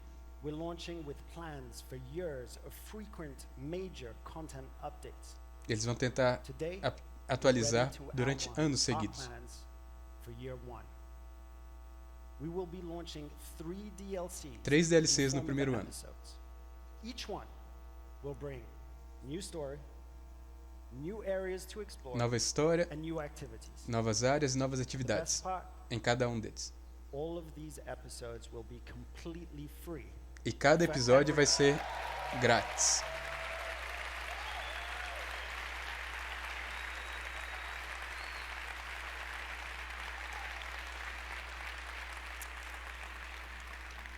Where's my division team? Stay tuned after the Ubisoft conference for an exclusive 30-minute deep dive into our playable E3 Depois demo dessa conferência vai ter 30 minutos de gameplay. They're getting ready right now. Eles já estão se preparando. Right after the conference is done.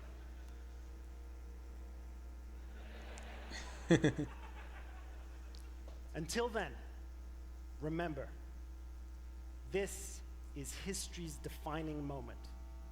Hope for the future lies in you, agents of the Division. As esperanças do futuro estão nas suas mãos, agentes do Division.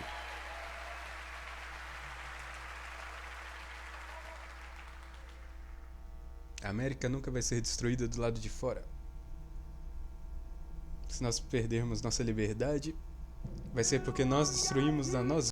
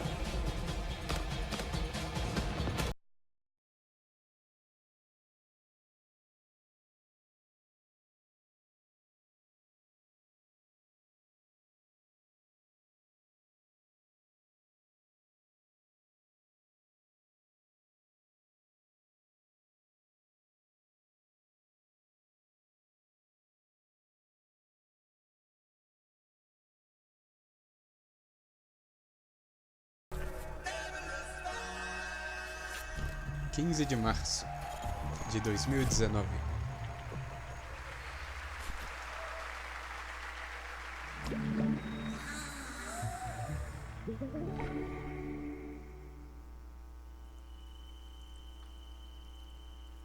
Será a DLC nova pro Mario e Rabbids?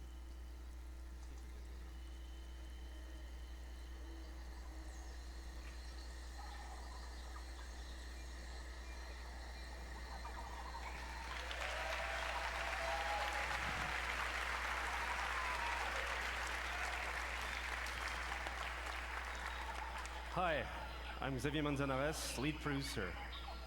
And it's an honor to be back here 1 year after we announced for the first time and released the game.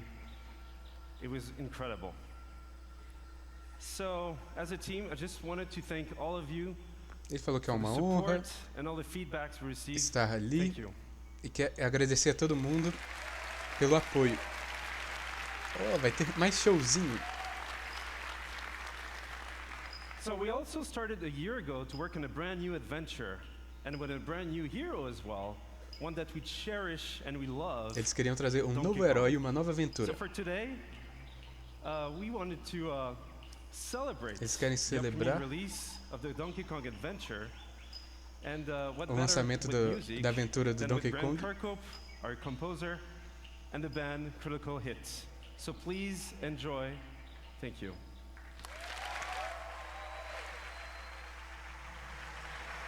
E aí eles resolveram levar uma orquestra para tocar o tema.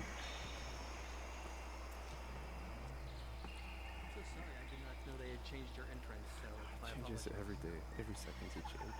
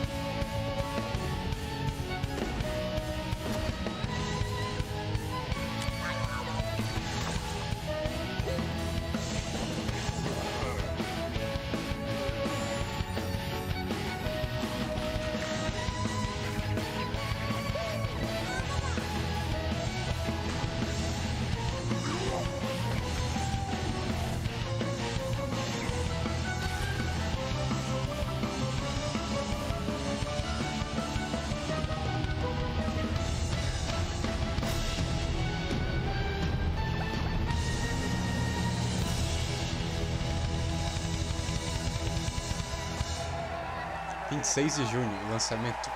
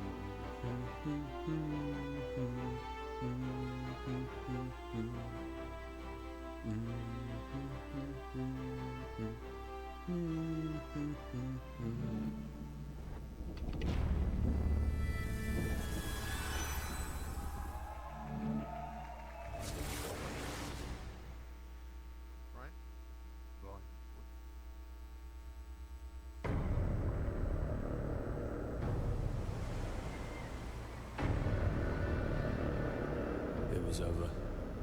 The old guard was wiped out. Those who kneeled were now at the gates of hell. They were killing us off, burning our seas from shore to shore. We thought there was no way the Empire could win this game. As fate would have it, the tide turned in our favor again. A new wind was at our backs, blowing us straight to heaven. In our new Eden, there was only one rule. First come, first serve. It was dog eat dog. We became kings, queens, lords, and masters of our own new worlds. Fortunes poured down on us. They had their empire. Now it was our turn. Enemies became friends. Friends became enemies. The best didn't trust anybody. The philosophy of the day was more and more. We were alone at the top of the food chain.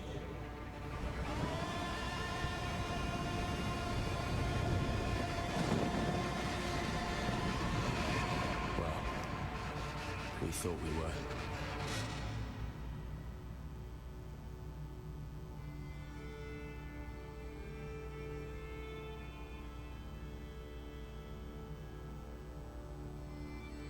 In a dog-eat-dog world, we were wolves. And wolves hunt in packs.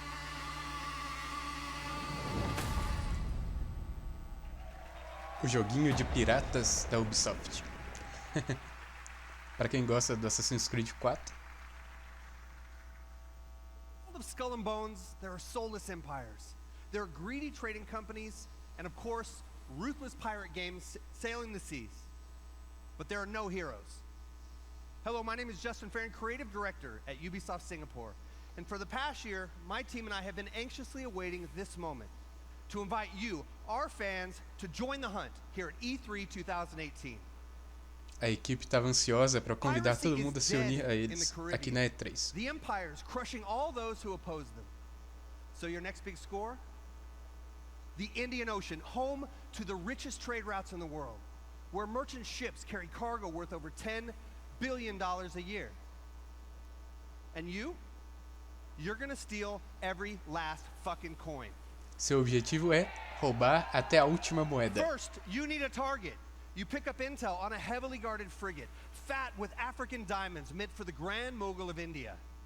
That treasure will help you claw your way to the top, to become the pirate that no empire can take down. Second, you must know your hunting ground. Our reactive and evolving world is reflected in what we call fortunes, presented to you by Taljid, the fortune teller. Now, fortunes reveal changes in factions, weather, and the trade routes themselves. Today, Taljid reveals favorable winds. That means more merchants to rob, but also more competition. Vai ser And now mundo I'm vivo proud to também. share with you the essence of Skull and Bones, a shared world where every player encounter matters. Will you fight or will you ally? This is what we call the hunting grounds. All right, pirates, let's head to the hideout and have a great E3. Vai ser mundo vivo que vai afetar como vão ser suas caças ao tesouro. Você vai poder fazer alianças para tentar se tornar o maior pirata de todos os tempos. This hidden pirate den provides everything you need for your next strike. From your shipyard, you choose the Black Horn for the upcoming battle. The strong winds will boost its speed, giving its battering ram a devastating punch. So, what's it gonna be? Next, choose the right crew and gear for the mission ahead. Demi-cannons are slow loading, but deadly at short range. Rockets are blazing fast. Você pode personalizar seu navio e a tripulação. With everything loaded, let's head out. Cada item, cada pessoa pode ajudar ou atrapalhar na sua missão, dependendo de qual for essa missão. But also more rival pirates out looking for a quick score. According to your intel, the convoy is sailing past a Portuguese fort, taking advantage of the strong winds. There she is, with our loot! That fort is too strong to simply sail past. Its cannons can blast you out of the water. You need to find a way to sneak by before the convoy slips away. Exciting, Captain! Você tem que achar um jeito de se aproximar. Deception is another tool in the pirate's arsenal. Let's fool these blackguards!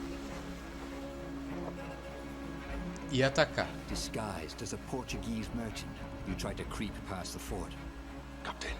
Eles se disfarçaram como um navio aliado. Estão tentando passar.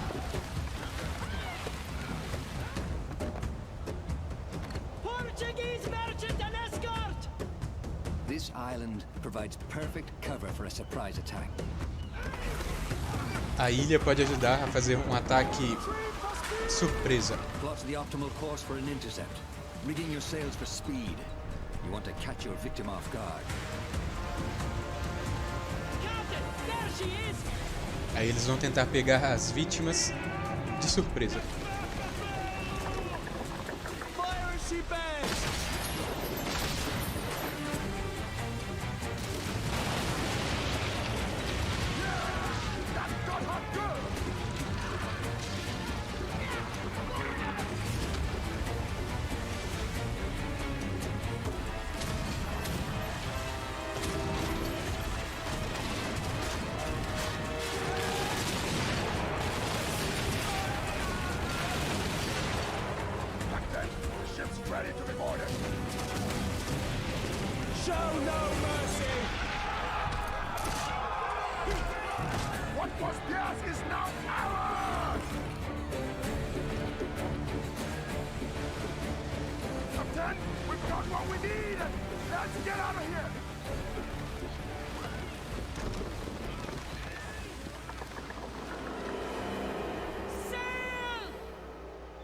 Warship sighted! Portuguese frigate ahoy! Your attack has alerted a powerful Portuguese warship. O ataque alertou um navio de guerra português. Too tough to handle on your own. Even worse, you could lose your loot. E sozinho você não vai conseguir. You need help. Precisa de ajuda. Precisa rápido. Aí você pode convidar para o seu grupo. 4 contra 1.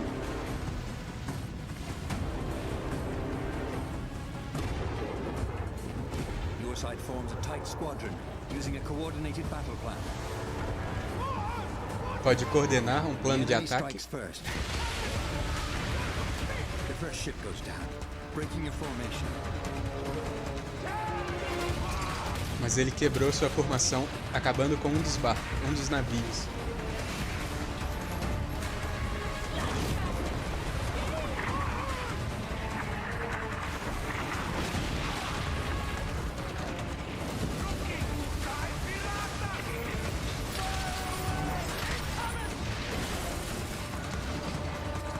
turns his cannons on you. You brace for fire, absorbing the first blow.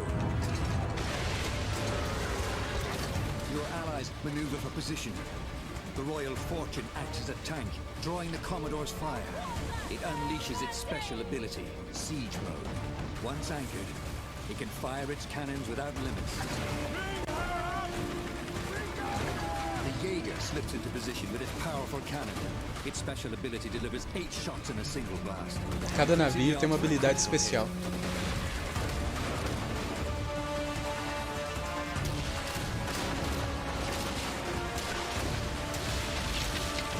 The Royal Fortune can't hold out much longer. It's up to you to land the killing blow.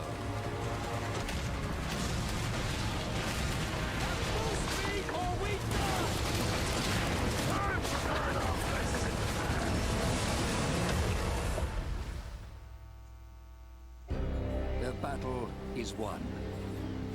E a batalha foi vencida. But the glitter of gold can turn new allies into deadly enemies. For there is no honor among thieves. Mas o brilho do ouro transforma os seus aliados em inimigos. Porque não tem honra entre os piratas. Lançamento 2019.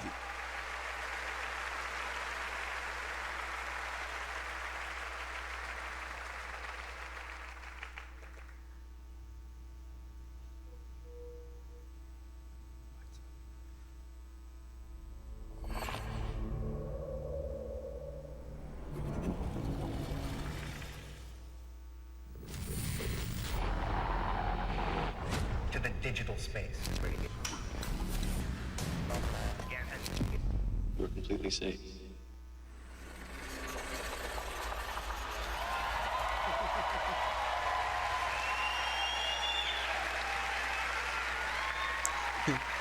Hello everyone, my name is Elijah Wood, co-founder of SpectreVision. Though we're known for our film content, we're also avid gamers, and the opportunity to partner with Ubisoft was something we had to be a part of. And my name is Benoit Richer, game director on Transference. Together, we combine the storytelling techniques of film with the interactivity of video games, enabling us to create this unique, deeply immersive world with a dark and unsettling narrative. Have you ever dreamed of entering someone else's consciousness, exploring their darkest thoughts and most intimate secrets? With Transference, we're bringing a first-person exploration game into a chilling new dimension. To escape, you must go hands-on to search for clues, solve puzzles while shifting between the perspectives of each family member, and attempt to piece together the mystery. This fall, in VR and on traditional platforms, we welcome you to VR. uncover the secrets hiding in this mind-bending psychological thriller that will leave you with haunting memories long after you put down the controller. This is Transference. Thriller psicológico que você entra na consciência das outras pessoas. Eles usaram técnicas de cinema no videogame. Here's Mom. You're gonna see her real soon, okay? Just hold still. Don't believe his lies. Por isso que eles acabaram se unindo à companhia de cinema do Frodo. Are you comfortable? I know this rig's a bit cumbersome, but that's always the way with these new prototypes, huh? And all you have to do is just be. I know things haven't been so great lately, okay? I do. I've been a lousy father, huh? I'm unable. Lousy husband, too. You should go to sleep. You've seen how rotten that's gotten, huh? But all that is gonna change. We're all gonna be together. All of our hard work, reverse the process. All of our sacrifices, that's my gift to you. Us. Help me! Help me! Please!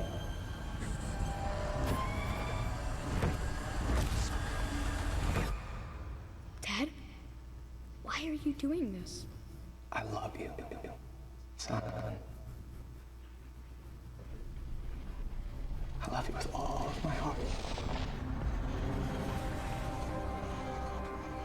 Escape de uma mente corrupta.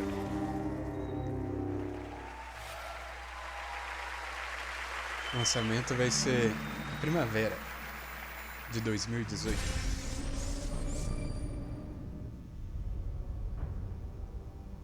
I have waited so long for this.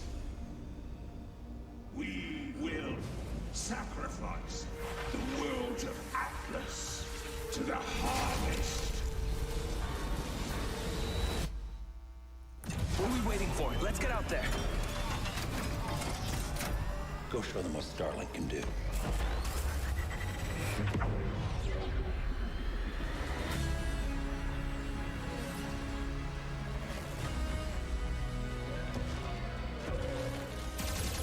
The Legion is growing. There aren't enough of us. We need to find help from every planet in Atlas.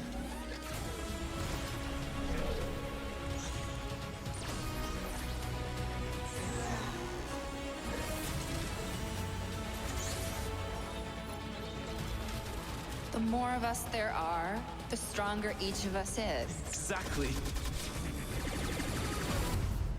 You must feed my legion.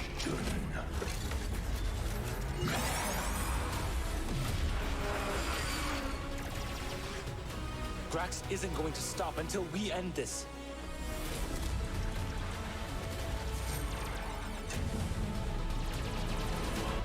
I will finish this.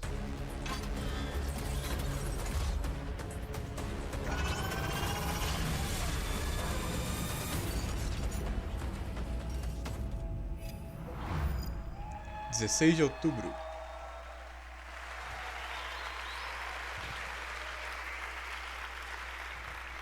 Thank you.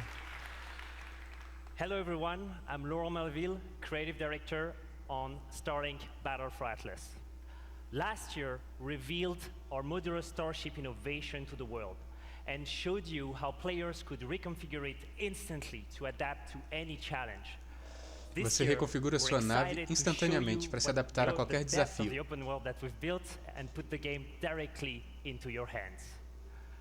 We're going to take you on a journey 400 light years away from Earth to the Atlas star system.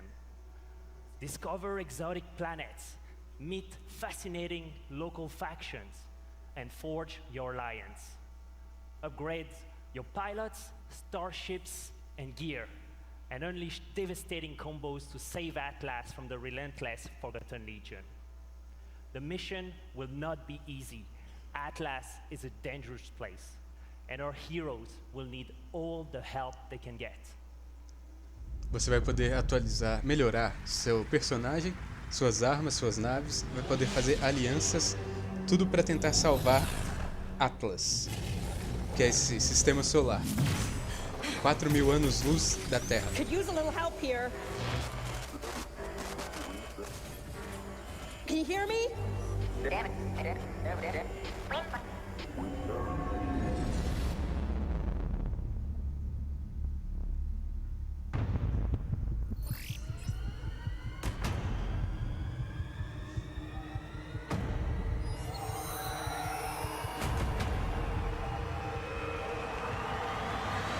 Let's rock and roll, boys.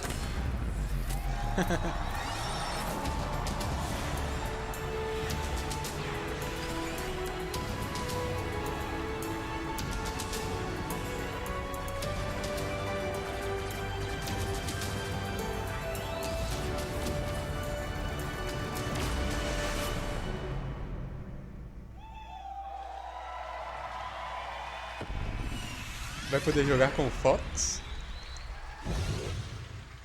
Hello. Hello.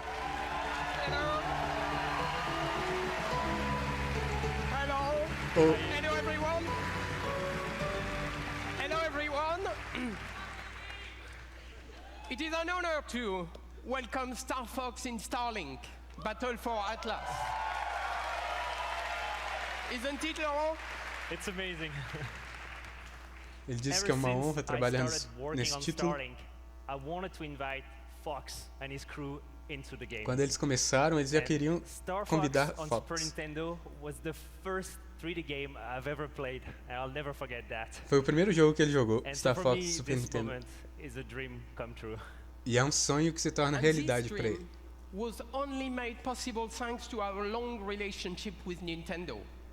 We can't wait to play Fox on the Nintendo Switch. I would like to give a special thanks to a dear friend with us in the audience today. Ladies and gentlemen, Mr. Miyamoto. Oh! Aí ele falou que queria agradecer o convidado de honra que estava ali com eles hoje, Miyamoto. Hello, how are you?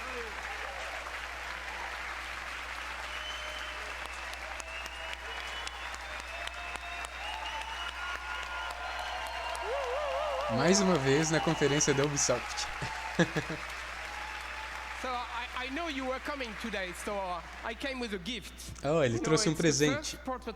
O primeiro protótipo of the vessel that we saw. Da nave. Do you like it? Super. So thank you very much. So it is actually a vessel that has been created by the team, and they would be so happy to see you backstage. So let's go and join them. Thank you.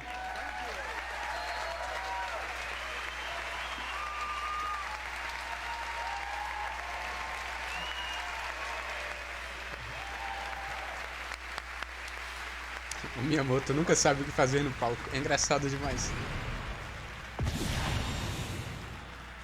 Thank you, Mr. Miyamoto, and thank you, Eve.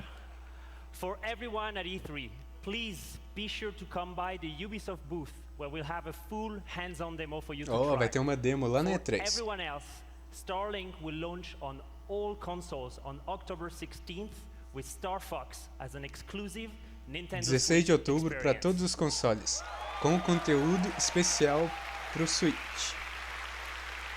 Thank you. Thank you. Thank you so much. Check out starlinkgame.com to pre-order the game right after the conference. Thank you so much. Depois da conferência já vai ter pré-venda.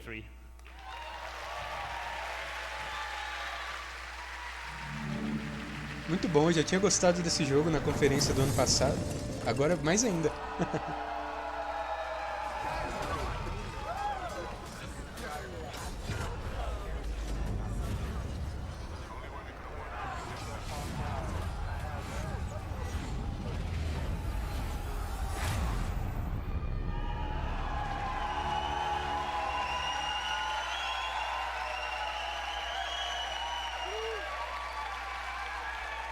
Streamers, cosplayers, artists, tournament organizers, and all of our players, you are for honor. Indeed. Hello, I'm Roman Campos-Oyola, Creative Director. Whether it be upgraded stability with the dedicated servers, release of heroes, constant balancing and new training tools, we would not be here without your passion and commitment. Eles estão sempre melhorando, tentando melhorar servidores, balanceamento, e não estaria ali se não fosse pelo apoio da galera. E aí, por isso ele quer agradecer. But actions speak louder than words, right? In celebration of E3, we are inviting new players to join. Em comemoração a E3, if you haven't played For Honor yet, ele quer convidar todos os jogadores. Se você não jogou For Honor ainda, agora é sua chance. And until next Monday, we are giving away the PC Starter Edition on Uplay. Download it this week on PC and it's yours for free. Se baixar para o computador até segunda-feira da semana que vem, ganha o jogo de graça pela Uplay. That's not all. Mas não é tudo. Because building on everything that we've learned, we are now ready to expand our world. Baseado em tudo que eles aprenderam até aqui, agora eles estão prontos para expandir o mundo.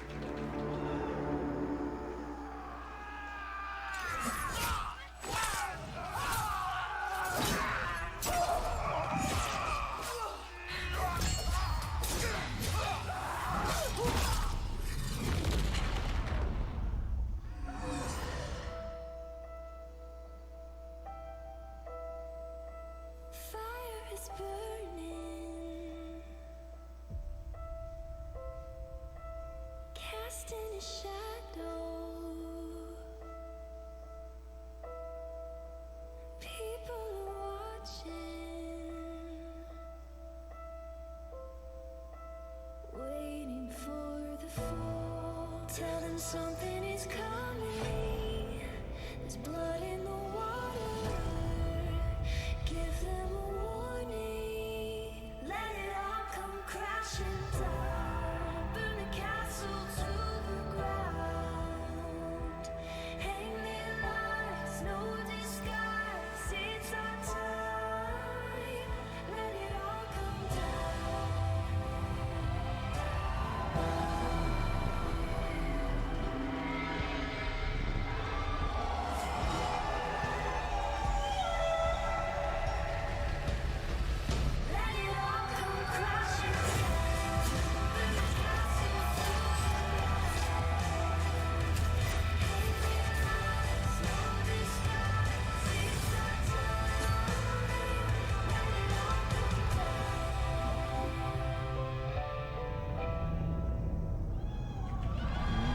Marching Fire.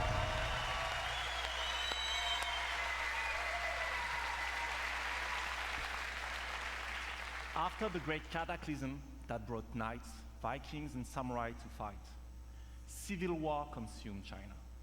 Guerra civil Warriors consome of a China. ruling factions fought each other, but failed to establish order. Amid the chaos, 4 warriors of the ruling now march west. With a new faction, 4 new fighters, visual enhancements, and single-player content yet to be revealed, the Marching Fire update is our biggest and most ambitious addition so far. But this update would not be complete without answering a huge request from our community. A new 4v4 multiplayer mode fulfilling the classic medieval fantasy. You know what it is? The Castle Siege. So please, allow me to introduce you to this new mode, Breach. Novo modo de jogo. Nova facção. 4 novos personagens. E agora ele vai mostrar esse novo modo de jogo. Cerco ao castelo.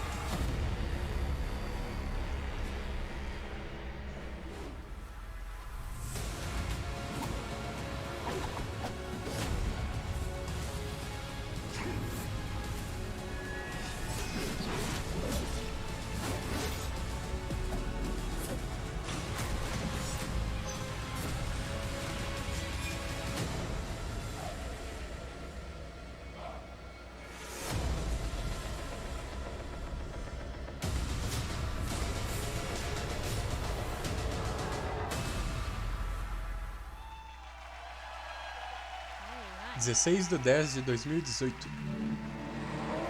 vai lançar essa atualização, esse DLC, expansão, etc.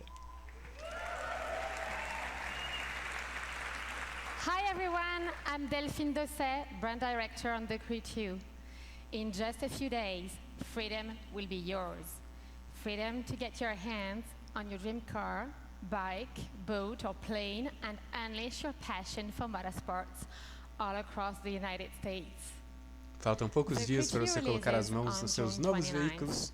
And we are very happy to announce that the open beta will be available on PlayStation 4, Xbox One and PC on June 21st. But there's more. 21 de junho, Open Beta. Right now. so you'll be ready to hit the road as soon as it starts. From all of us at Ivory Tower, welcome to the Crew 2.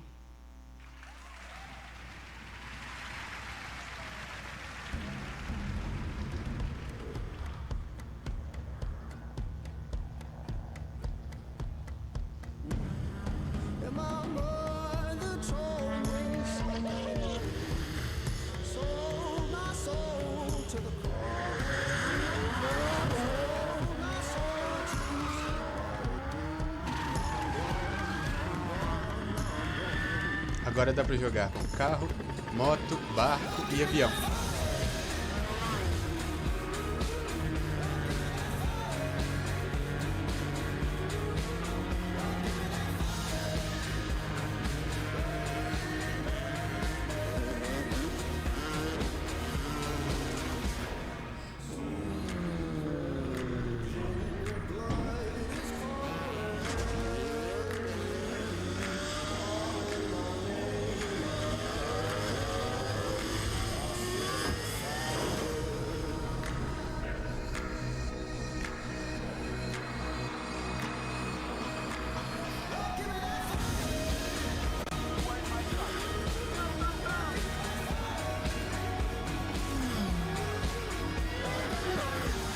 Comece a sua história.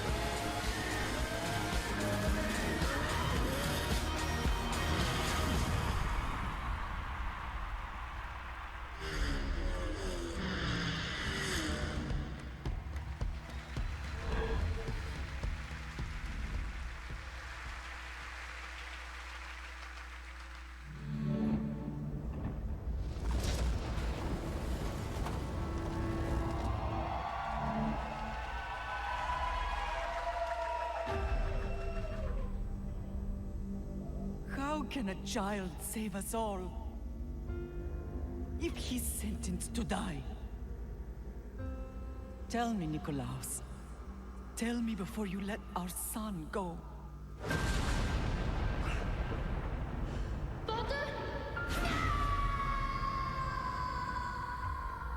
Where we begin does not define who we will become.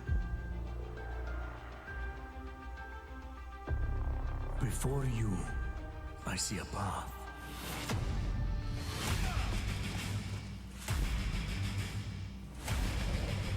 Built by friendship and family, love and loss, war and bloodshed.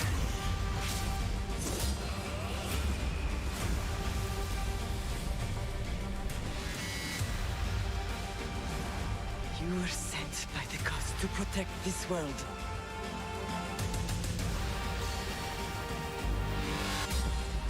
You carry the blade of Leonidas. Act like it.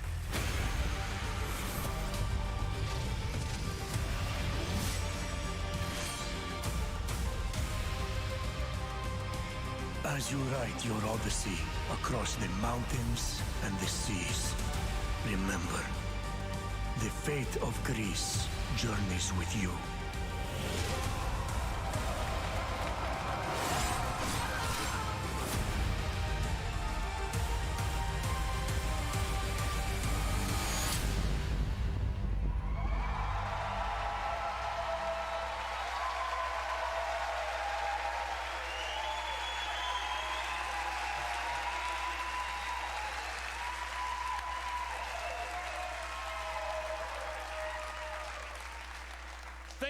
Thank you.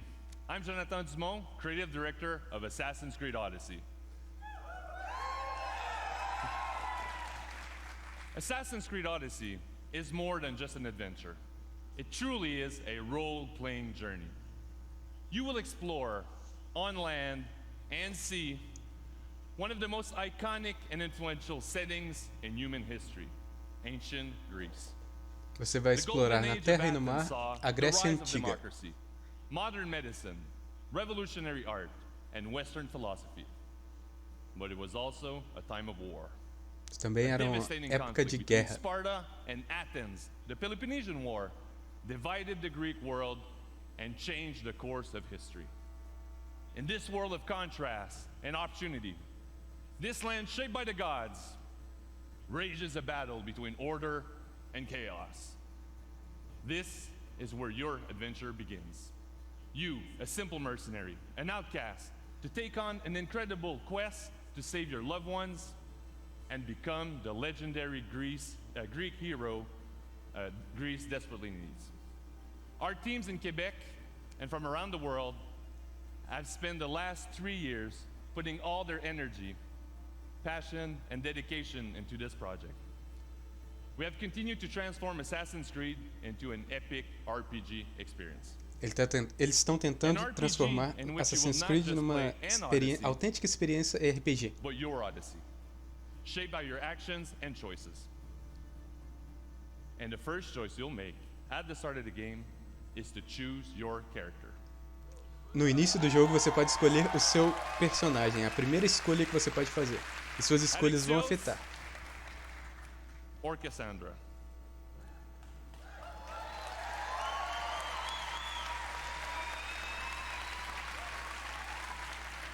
And you play that character for the entire game. You share the bloodline of a legendary Spartan hero and bear his mysterious weapon.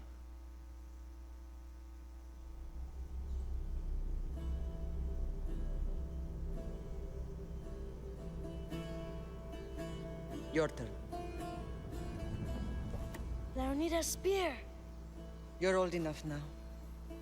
My father's spear holds a certain burden, but you're ready. Think of Leonidas. He had great courage, and he made a great sacrifice. You share in his blood and the strength he possessed.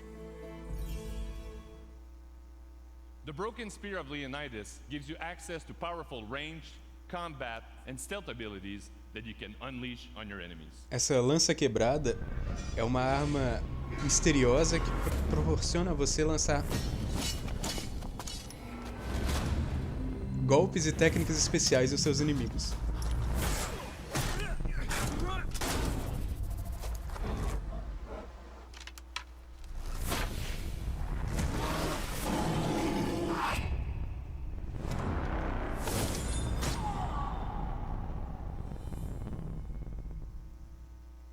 And for the first time, we have deeply changed the way we tell stories in Assassin's Creed. You can now truly interact with history like never before. Pela primeira vez você vai poder interagir com a história como nunca antes em Assassin's Creed. So, tell me, were you able to resolve the situation without bloodshed? The rebel had guards. I relieved them. Interesting. You thought the life of a thief and a murderer was worth more than that of soldiers doing their duty. I wasn't even thinking about him, to be honest. And what of the rebel?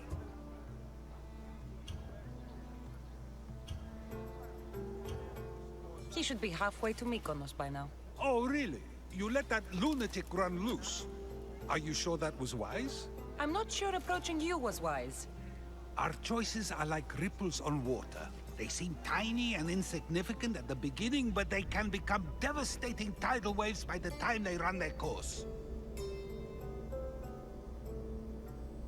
Over the next few days, you can experience this for yourself here at E3 in our playable demo. Vai ter demo lá na E3. Here's a full gameplay sequence of Assassin's Creed Odyssey. Thank you, have a great E3.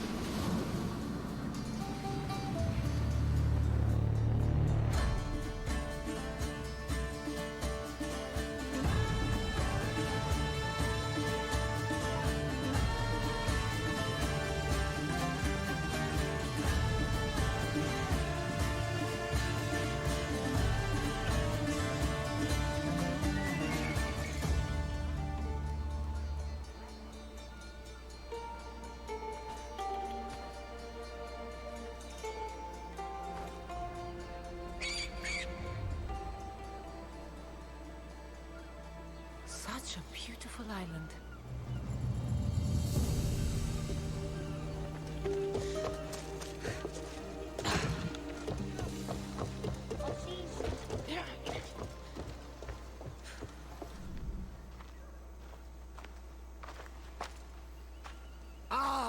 Mykonos Island, built from the corpses of giants slain by the legendary Iraklis.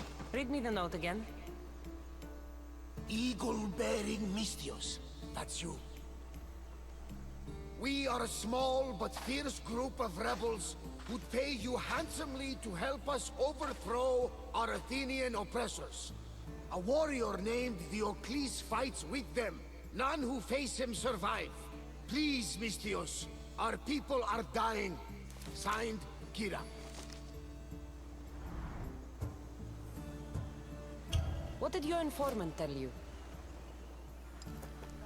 Word has already spread of you sinking those ships. There's a price on your head. Whew, that didn't take long. There's also word of Spartans landing on Mykonos. So, I'm here to find Kira, who wants me to kill Diocles. An Athenian ally.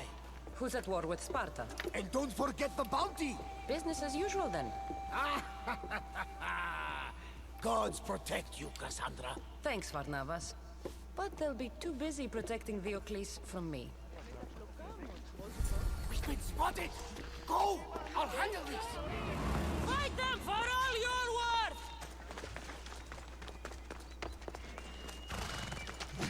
Ella.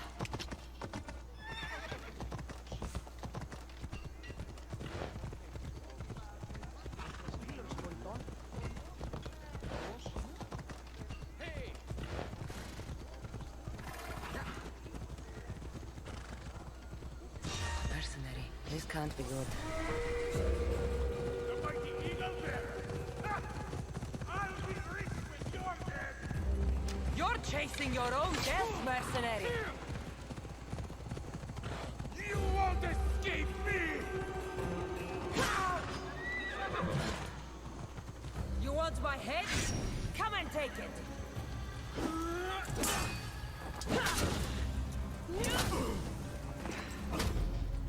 You can't defeat me!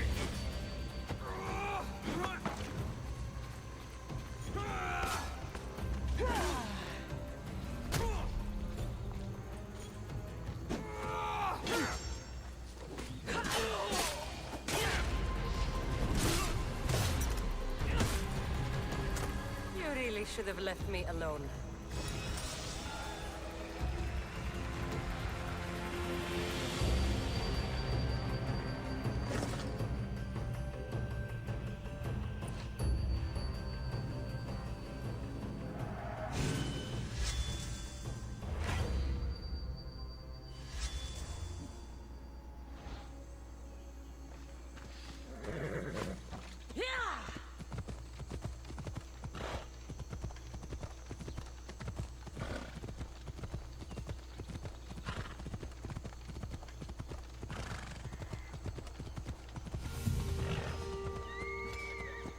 Varnavas was right.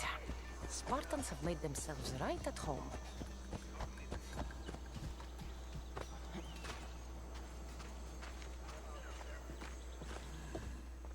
I'm looking for Kira. What do you want with her?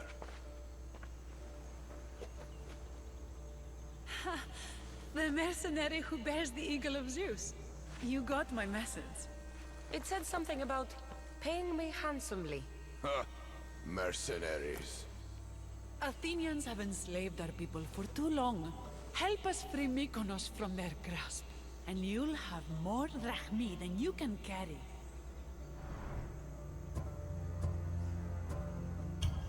I'm here to kill Diocles, not go to war. Which is why I sent word of our rebellion to you and Sparta. My men are ferocious in a ground assault, but we're outnumbered. And Diocles fights with the fury of Ares. Join us in battle. If you're half the warrior Kira says you are, we'll grind these Athenians into dust. All right, Spartan. I'll fight with you. But Diocles is mine. To battle then.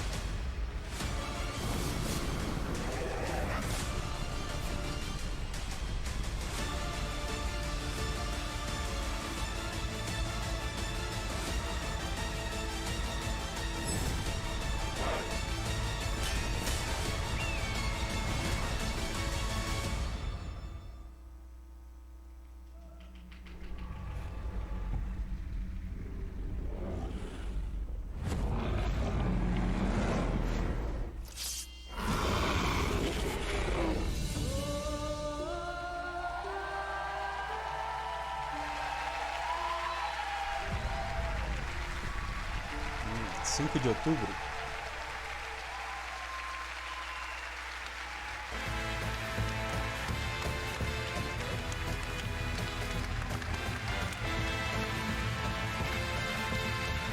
Ah, já acabou?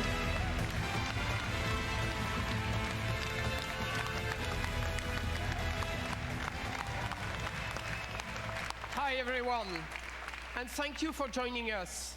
And thanks to everyone watching from home. Obrigado a todo mundo que veio até aqui. Teams, it's an honor to e todo mundo que está assistindo pela internet.